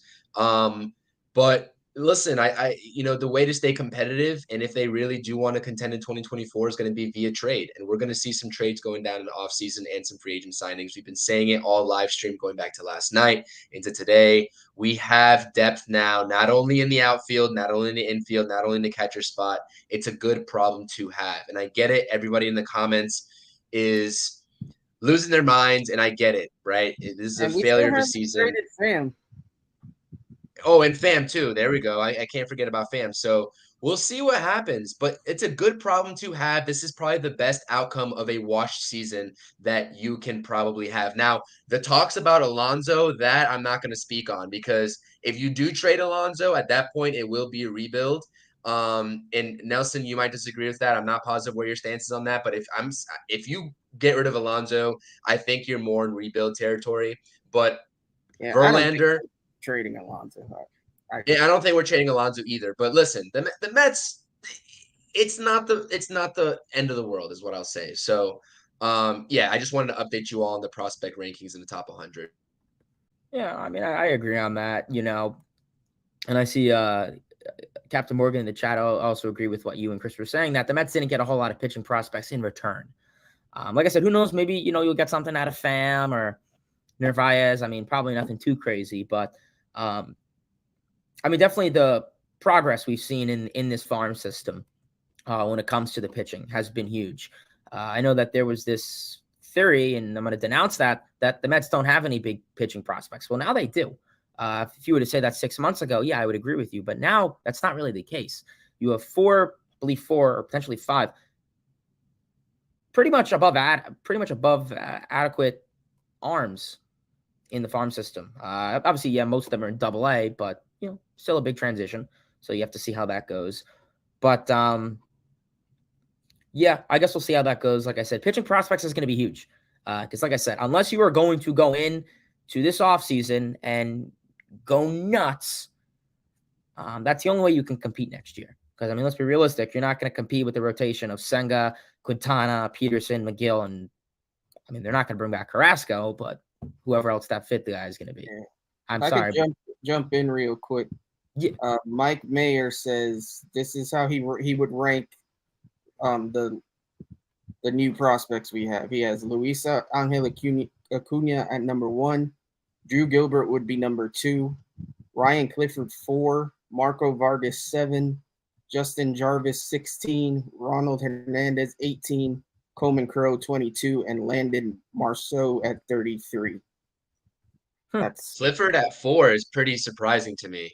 I thought he would have been closer to that 10 range, and him being ahead of Marco Vargas is a little bit surprising. So, like, everyone gets enamored by these prospect rankings, and it's a different case depending on who you talk to. That's why I never get into that. I'm more in terms of objectively identifying this talent. I know, and people are saying it in the chat, these guys can certainly be busts. Nelson, you weren't here earlier in the live stream when I was talking to Rob about the Nationals when they had those 2 blockbuster deals go down. They received basically crap for Scherzer and Trey Turner, which ended up being, Ruiz and Josiah Gray, but then they hit a home run on the Soto and Bell deal that returned them Mackenzie Gore and Abrams. So, like I said, the more you stack in terms of quantity of prospects, especially in that top 10, the more likely you're going to hit on them. So the Mets are doing right. And like I said, I'd rather be in this position than what the Yankees are doing right now in that half sell, half buy mode. They don't know what I to agree. do. The pod well. So I think Rob said it perfectly when I was on stream. I think before Hayden came in a little bit earlier, that if you're a fan of a team at a deadline like this where you're in limbo and you don't know what the future holds, or I should say what the rest of the season holds, you want them to go all in either one way or the other. Do not do what the Mets did in 2022 and sort of half-ass the trade deadline. And I'm really happy that they decided to go full sell mode and go that route. Now, yeah, you could talk about maybe a little bit of underwhelming return, remains to be seen. I think the guys we got out of Verlander are serviceable. We probably could have got a little bit better of a return from the Orioles, from the Dodgers, like Nelson said, but it is what it is at this point. I want to see how much money the Mets save from this Verlander deal coming off the books for next season's payroll. That should help. And like I said, this is not going to impact whether the Mets are contenders or not. But I think people are giving their rash reactions right now, and it's certainly understandable. But at the end of the day, these guys, like, I'm excited for what we've got going in the future. And Anthony DeComo tweeted out who left the Mets organization via trade so far versus who we got in. And that's a nice little haul that the Mets have gotten. So I'm excited about it personally. And I can't speak for anybody else, but personally, I think that this is a good problem or good situation that the Mets put themselves in.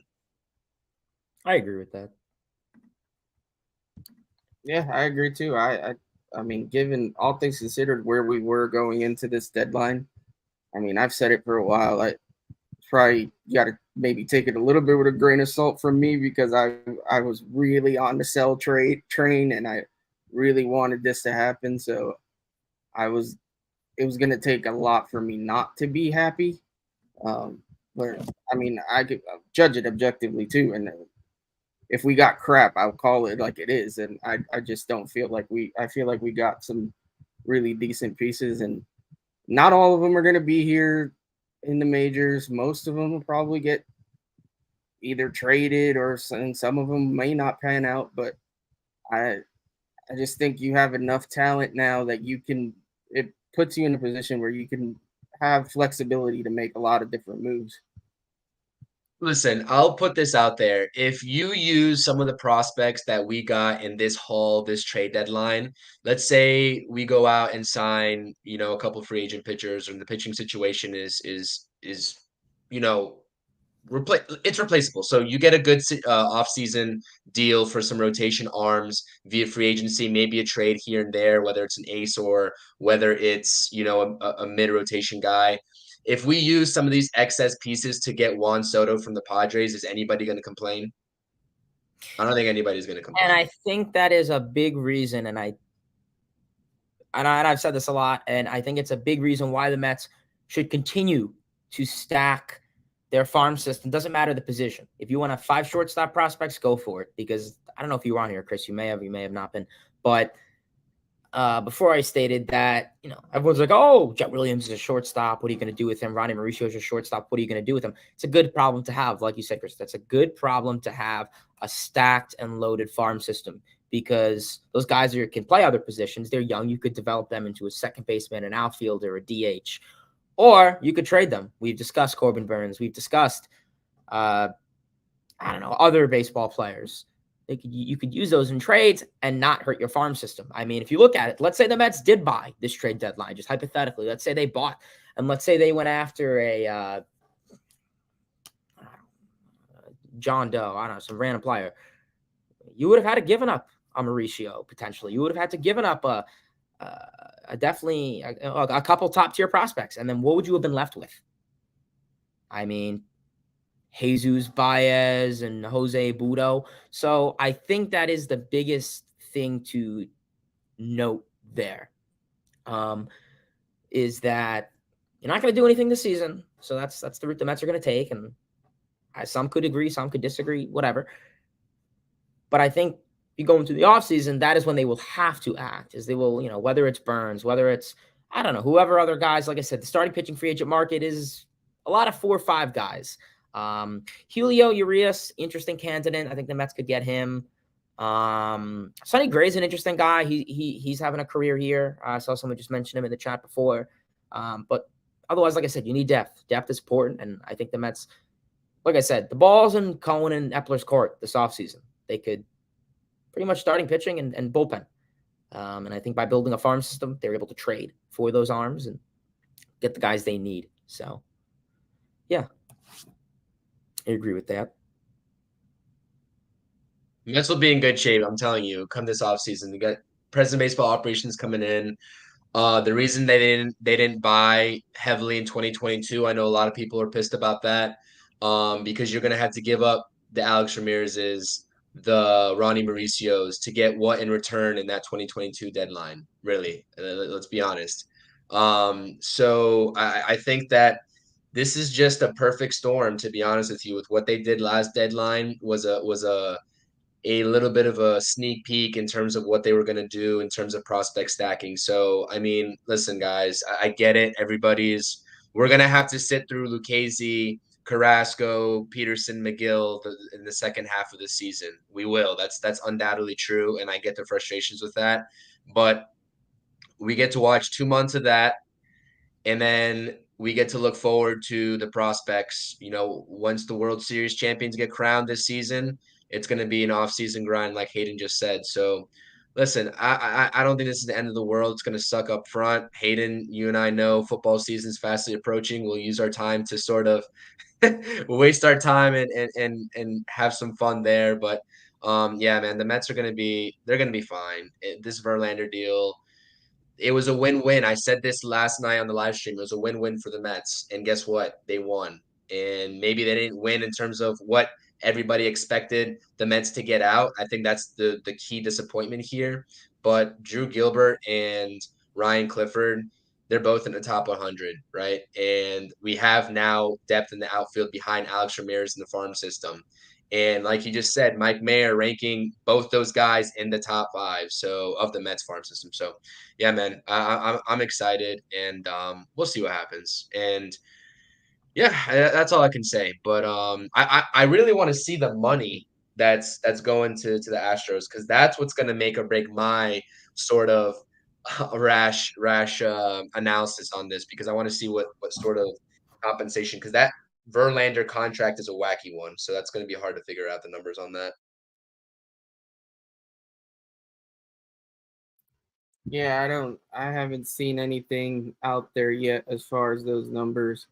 It will be interesting to see. And listen, I mean, you can't argue it's going to be hard to build a whole new rotation next year. Maybe it doesn't pan out and we don't sign as many guys as we think. I know some fans would be pretty upset if we're not competing next year, but if it sets us up for 2025 and we can get Soto in here or get some of these kids that are ready to contribute at the major league level, I'm okay with that too. Like we needed youth. I relying on these old guys just wasn't. I wasn't excited about it. It was tough. It was an uphill battle with doing that. You're just constantly worried if they're going to get hurt. They're just not the same pitchers that they were. I mean, you still got some older dudes on this team. Like, we're stuck with Marte. He's basically falling apart. So we'll see how that works out for next year. There's still time. There's still moves to be made too. Well, we'll see what happens. I want to see what we get out of Pham. Is there a surprise deal to be made with some other guy? I did read that report that we were considering trading controllable pieces. I don't think that Pete is that guy, but who knows? Does that mean McNeil? I mean, I'd be happy with that. But I don't know. I don't know who they're. Sounds like Billy's got all the options open, and he's gonna do whatever he thinks is necessary to retool this team to what they envision for whatever the future is that they got. I don't know. It's just the options are wide open, and I kind of like that. I kind of like that if Stearns does come in, he's kind of got a clean slate, and he can just pick and choose what he wants to do. He's not stuck with Justin Verlander and Max Scherzer and guys like that. He has a blank slate, and he has a rotation he can build however way he sees fit. So I'm curious, because I see a lot of people in the comments are angry about, stuff that's happening this season. Like, I get being frustrated with the return for Verlander. That's one thing. But if you were mad at what happened with Max Scherzer in that deal, and you wanted the Mets to buy this trade deadline, I'm sorry, I can't help you in changing your mind. But I'm going to say that would be a little bit foolish. There's no way that this Mets team, even with buying at this deadline, would have been in any sort of contention for a World Series this year.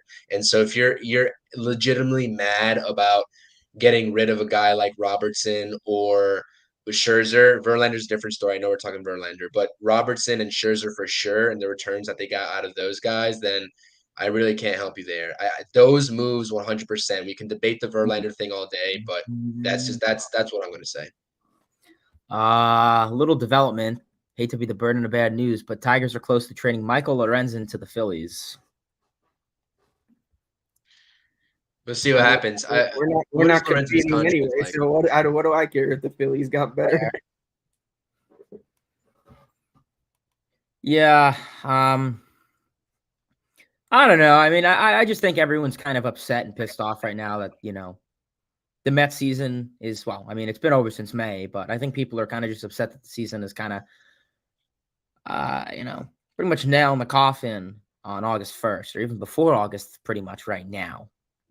I mean, it is what it is.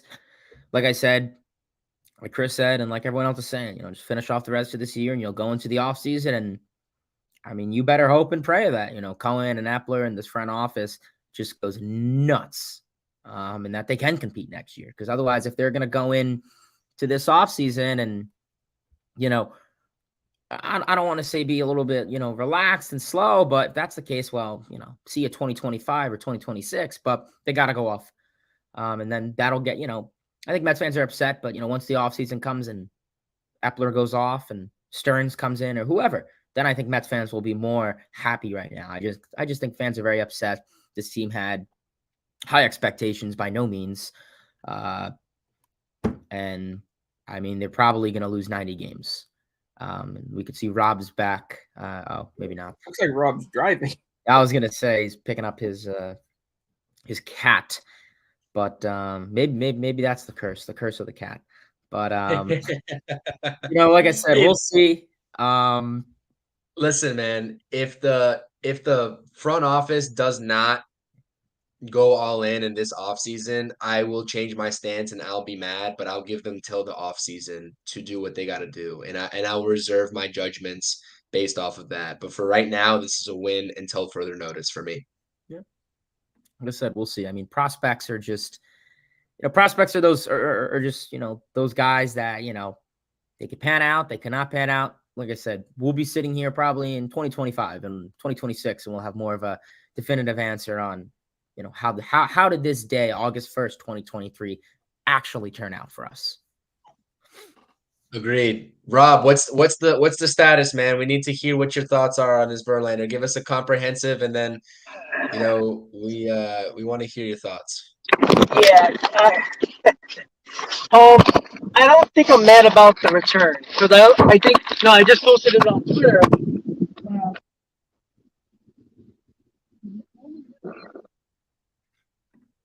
We can't hear you. We can't hear you, Rob. Are you on mute? Say, can't really hear you. Can you hear me? Yeah, there you go. All right. Sorry about that. I think my microphone was blocked. All right. So, can you hear me guys good? Yep. Loud and clear. So, what I don't think the Met fans, I said it on Twitter, only Met fans can be mad about getting a number 1 and number 4 overall prospect in the team system. But I think they're just more mad at the fact of down the road, 2024. Who is in this rotation? Now, I keep on saying this, and I get ridiculed all the time. I do believe that Epler and Cohen know more about what Ohtani actually wants than everybody else knows. I don't think they're doing all this knowing that they have no shot at Ohtani. And I know that sounds crazy, but I don't think Cohen's that stupid to allow this to happen. Because even if you sign Urias and sign Yamamoto, what are you doing? Is that good enough? I don't know.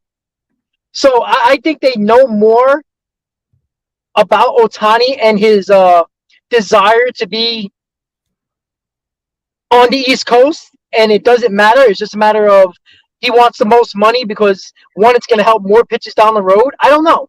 But I just feel like that's what I think. I think that these trades, it's not a coincidence. These trades happened not even 2 days before the Angels took Ohtani off the table. And I think that was a big eye-opener to the Mets because they thought he was going to get traded, and wherever he got traded, he wasn't leaving. And I think that was a big reason why they decided to make these moves now. Because only 2 days later, they traded Scherzer. 4 days later, they traded Scherzer and Verlander. That's the only thing I could think of. I want to point out this comment by Captain Morgan. The Mets, and we'll get to what Heyman just tweeted. Actually, I'll say what Heyman just tweeted. Mets still working on deals after Verlander, Pham, Rayleigh being discussed. Narvaez could go too. So Mets are not going to be done today. I fully expect more trades, even outside of Pham, to happen. I think Narvaez is a good option to leave. We'll see about Rayleigh. But this comment from Captain Morgan is something that is 100% accurate. And I know there's this whole tampering thing with David Stearns or whatnot. You can't really talk to him before, he comes off the books of the Brewers or whatnot. But the thing is that the Mets, this is a good comment, Captain Morgan, shout out you. The Mets are wiping the financial ledger as clean as possible for David Stearns, who's expected to be hired as the Pobo this offseason.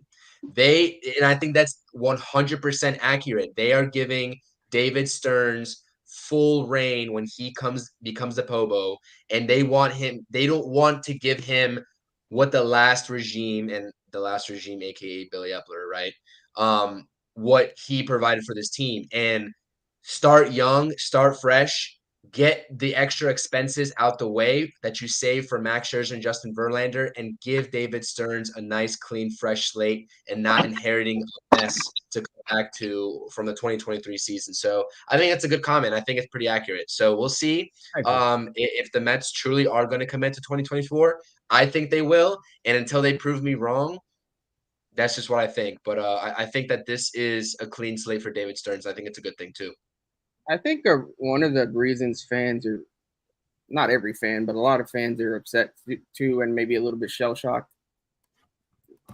I can't think, even in my lifetime, of another time that the Mets went into a trade deadline and tore it all down like this. Like, they've made little moves here and there. They've traded a couple guys, but never have they gone and traded two guys at the top of their rotation, a closer, a starting outfit. Like, this is a lot for one team to trade off in 1 year. And I think it's a little bit of a shell shock. And obviously we had a lot of expectations. Nobody wants to lose. Some people do see that we're only 6 games back and are like wondering what we're doing. But if you really think about it, this team was never good enough to compete. They would have had to buy a lot to fix their problems. And I don't think, given that the goal has always been to build the farm system, trading away pieces to build onto a mediocre baseball team wasn't the way to go. So they decided, we're going to tear it down. I know it's tough to swallow. Not everybody's going to be happy, but I mean, I kind of saw the writing on the wall for a while, and I expected. I didn't expect this much, to be honest. I would have never thought they would have traded both of them. I thought maybe one, but I like it. I like the idea of giving Stearns a blank slate. I like the idea of opening up more money for next year, whether that be for Ohtani or whoever else. And the idea of having lots of pieces that you could potentially trade off for a Burns or a Cease or whoever else may come available, because you don't know who might be available in the offseason. So I'm happy with it, but I understand fans that are upset. I understand the opposing view as well. It's not like I don't get it. Anthony DeComo taking a stand on Twitter right now. "Quote unquote, those who reject this strategy will dislike this deal no matter what I say. I've been called worse than a homer. Those taking a long-term view can see that the Mets just achieved a years-long rebuild over the course of a week. Some short-term pain to avoid a much worse slog," he says. So, yeah, I mean, Anthony DeComo giving his thoughts on this deadline. He just said it. 2 years, maybe even 3, takes you to build those prospects in the farm that we just got in the course of a week. So just don't ignore that fact. Either way, whichever stance you take, just don't ignore that fact. And that's right from Anthony DeComo himself. Yeah, no, I agree with that. I think I overall think that just fans are upset. Like I said, whether you're what are they, like 6 games out of the wild card, 5 games under 500. I guess the thing is, each team has a different approach and a different I guess just a different approach on how they want to handle the deadline. I mean, and it's crazy to say this, but 2-3 games really determine if a team in general is going to buy or sell. Look at the Cubs. I read this on Twitter 10 days ago. The Mets and Cubs had the same exact record. I think they were both 8 games under. Now the Cubs went on a 7-game win streak, and they're over 500, and they're buying, and they're going to go for it. Where a team like the Mets had a similar stretch. I think they went 7-3 or something like that. And they're whatever the term you want to use for this deadline. So yeah, I mean, it's really crazy. I mean, it goes to show you. I mean, I could select a handful of games from this Mets season, and if they won those games, would they have went all in? I don't really, and I agree with Nelson. I don't really think this is the roster right now to even, even if you still have Robertson and Scherzer and Verlander, I still don't even think that roster was a playoff. They would have got their ass beat against Atlanta. They would have got whooped, swept, everything. This bullpen, forget about it. I mean, your starter goes 5 innings, your bullpen will give up 10 runs. So yeah, I mean, like I said, and I think it's interesting that you bring up the point of how hard it is to really build a farm system. I mean, the Mets, I couldn't tell you what they were last year at this time, but they weren't that high in the farm system. I mean, outside of Alvarez, Vientos, Beatty, and Mauricio, you had a good 4, and then, 5 to 30 was, we'll see. So the fact is that this farm system is going to be loaded. I wouldn't be surprised if they're a top 3, top 5 farm system this offseason. You see teams like the Mariners, like the Marlins. Say we want about the Mariners this season, but these teams are coming out, after having really good farm systems. So yeah, we'll see with the Mets. I mean, I hope, like I said, I don't know how many of these guys are going to have an impact for next year. They could have an impact in terms of getting people. I think that could be the direct impact, like people saying, oh, this guy isn't ready until 2026. Yeah, but maybe you could trade him and get something out of him so they do have an impact. So he could serve a purpose to some extent.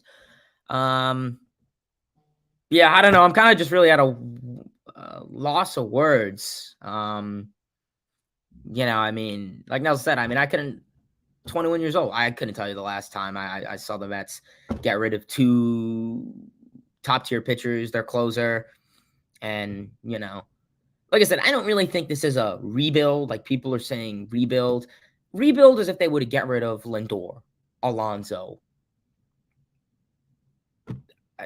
listening, every team's going to listen. Like I said, teams have listened on Aaron Judge in the past. Teams have listened on Ronald Acuna Jr. in the past. Teams have listened on Derek Jeter in the past. This would be a rebuild if the Mets get rid of guys that are here long-term. Regardless of performance, McNeil, Nimmo, Lindor, Diaz, I would say Alonso too. Any of those guys go, yeah, I think every fan would probably have the right to boycott next season. And, like I said, Cohen can build all the chicken sandwiches and scoreboards he wants, but if you want to fill those stands, I mean, otherwise you're going to be competing with Oakland for the attendance.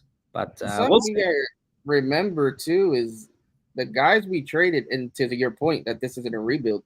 These are 40-year-old pitchers we're trading here. These aren't young guys. Like these are guys that are in the twilight of their careers. Yeah, they were signed for another year or 2, but this isn't like we're trading our 30-year-old ace. We're trading 40-year-old pitchers that, let's be honest, are on the downside of their careers and they're pitching worse. Even though Verlander had pitched a little better, they're all pitching worse than they have. Robertson was maybe at his peak, but he's a reliever. He's a guy you can re-sign next year.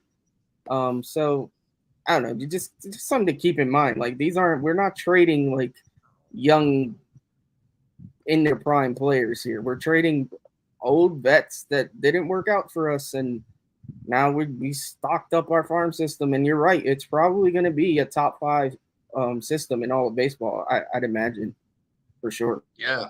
And not only that, Nelson, not only are you trading these guys who are past their primes anyways, maybe Verlander is a little bit closer to what he, usually is than Scherzer, is for sure, but you traded them to the American League anyway, so they're not going to haunt you like they would if you traded them, to like a San Fran or to like the Dodgers or the Braves. So, listen, man, I get it. People are mad, but yeah, besides the Dodgers, maybe the Orioles, the Marlins. What other farm systems are competing with the Mets right now as it currently stands with all these prospects coming in? I can't think of maybe only past a handful of organizations. And the depth, not only just having that top 5, but the depth behind, that 5th spot in your pipeline. And Hayden said it. Last year, it was only those top 4 or 5 guys, and now we have a breadth of, you know, just a list, compiling list. I think you can make a strong case 1 through 12, 1 through 13 is going to be a serviceable, whether it's, getting called up to the major league team whenever they're ready or being used in trade. These guys are useful 1 through 13, not just 1 through 4 or 5 anymore. So it's important. It's really important. And like everyone's saying in the comments, 100%, this plain and simple, this season was a disaster for the New York Mets. 100%. 100%. But there's a way to salvage a disaster season, and it wasn't a disaster because of the trade deadline. It was a disaster before the trade deadline. So that's what I'll say about that. Yeah, the season ended in May. Exactly. Before anyone else goes, I do have to jump off here. Again, appreciate you guys. Chris, I'll see you in a little over an hour for our little show. But hang in there, everybody. It'll be okay, I promise. Let's go, Mets. Thanks again, guys. Take care, Nelson. See you, Nelson. Yeah, we're gonna be going live on our channels at 5 o'clock to cover the last hour of the deadline too. So yeah, we'll be go ahead doing that. And I just got a report, the tweet here from Joel Sherman. Some teams are interested in some catchers as well. Rays, Diamondbacks, and Marlins looking at catchers. So Rangers as well. So we'll see. And the Rangers, I think Jonah Heim's their catcher, right? If I'm not mistaken. But I mean, a backup catcher like Narvaez could land in one of those teams' laps as well. So we'll monitor that situation as well. Yeah. Guys, can you hear me? Yeah. Okay, yeah. So, I know people are talking about like, oh, how are you going to fill a rotation next year? And do Mets fans forget only a year ago that for 13 weeks out of the season last year, the Mets did not have one ace in their rotation with DeGrom out for the half a season and the oblique injury by Scherzer? Most solid starter, Chris Bassett, right? He was basically our de facto ace. Everybody else was probably best the number 4 and number 5 starter. Peterson, McGill, Walker, Carrasco. That's how the Mets won last year. Did we all forget that? And when fans, I see it on Twitter, like, how are you filling the rotation? The Mets won 101 games without Scherzer and Scherzer and DeGrom for 13 weeks last year. So it doesn't take a top of the line rotation to win anything. It comes down to the people that you expect in your lineup and in your bullpen to do the job to do it, right? We relied so much last year on Peterson and McGill last year, and that was one of the big reasons why we won a lot of games as well, along with giving Bassett getting a solid start from him every single time. That's the way I see it. Maybe I'm crazy and an idiot, I guess, but that's the way I see it. No, and that point as well. M Easy in the comments said that a little bit ago. He said, he's tired of the Mets, investing in these pitchers, long-term expensive contracts for pitchers when the new era of baseball seems to be starters going 5 innings, maybe even 4, and your bullpen has to take over. Get those mid-level bullpen arms, spend money on that. And then we'll see what the starters can go. Obviously, it's better and it's more ideal for a starter to go 6 or 7. We saw that with the Mets record when starters went 6 or 7 versus not. But it's not necessary. To your point, last year they won a bunch of games without those top starters there, mixing and matching with injuries and all that good stuff. So shout out Cal Stone over here as well. People go crazy for teams that are young / homegrown. Look at the 1986 Mets. The 2006 Mets led with Wright and Reyes. The 2015 Mets with the vaunted starting rotation. He said the Mets are going to be a terrific mix of young and homegrown starting in 2024. It's exciting. I think that's a great take. That's a great take by Cal Stone. So definitely agree with that notion. Yeah, I agree. Just so everybody knows, I'm probably going to end the stream at 4 o'clock only because I want people in my stream to go to the Interstate Report, Mets Report with Chris and Nelson. I want to go over to them, subscribe to their channels. I think you had enough of me, definitely. I mean, you guys are sick of me by now. I get that, and that's understandable.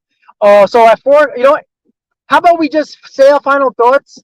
I'll end the stream, and then Chris and Nelson can work on their own stream and do what they got to do, and Hayden can find another hat to wear on the next stream.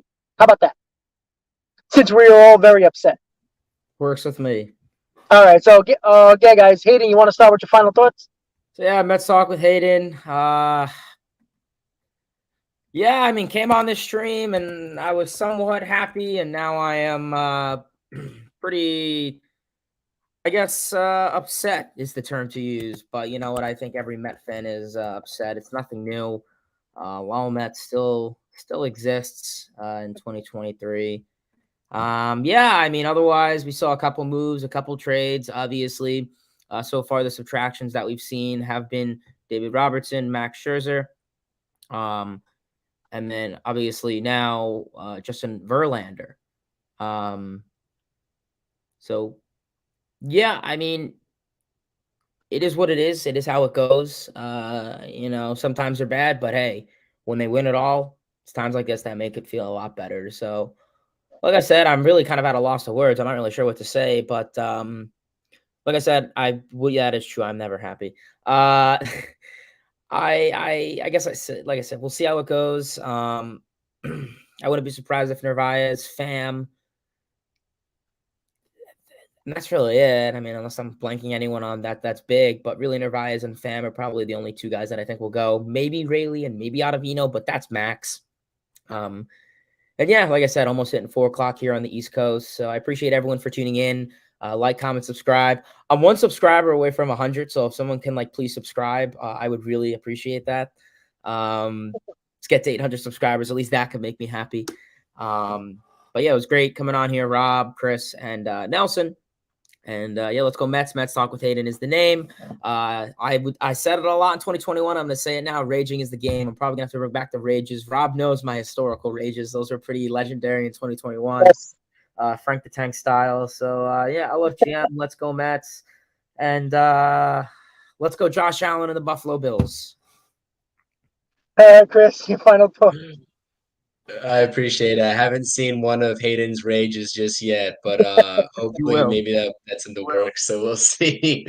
But yeah, no, I appreciate it. This is a great live. I enjoyed doing this with you, the Roundtable podcast as well. Always a good time with Hayden, Nelson, and Rob, first and foremost. Yeah, at CPNY Sports, I streamed the other segment of this live to my audience.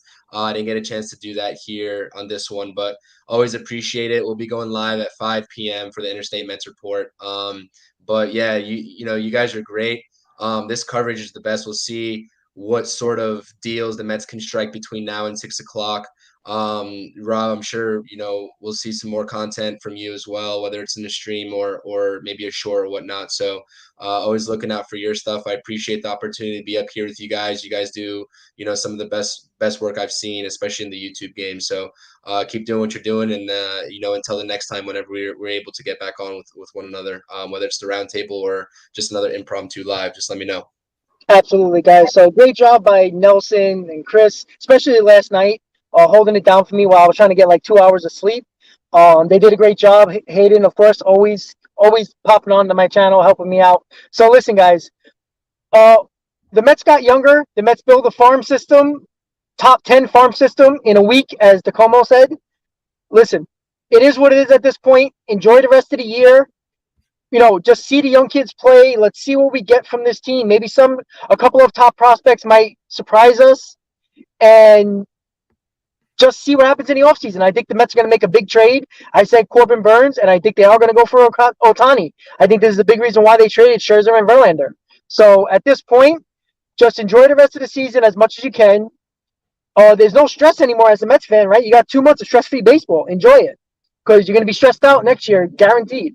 So with that said, Nelson, Hayden, Chris, thank you so much for tuning in and this whole damn marathon that I'd probably never do again.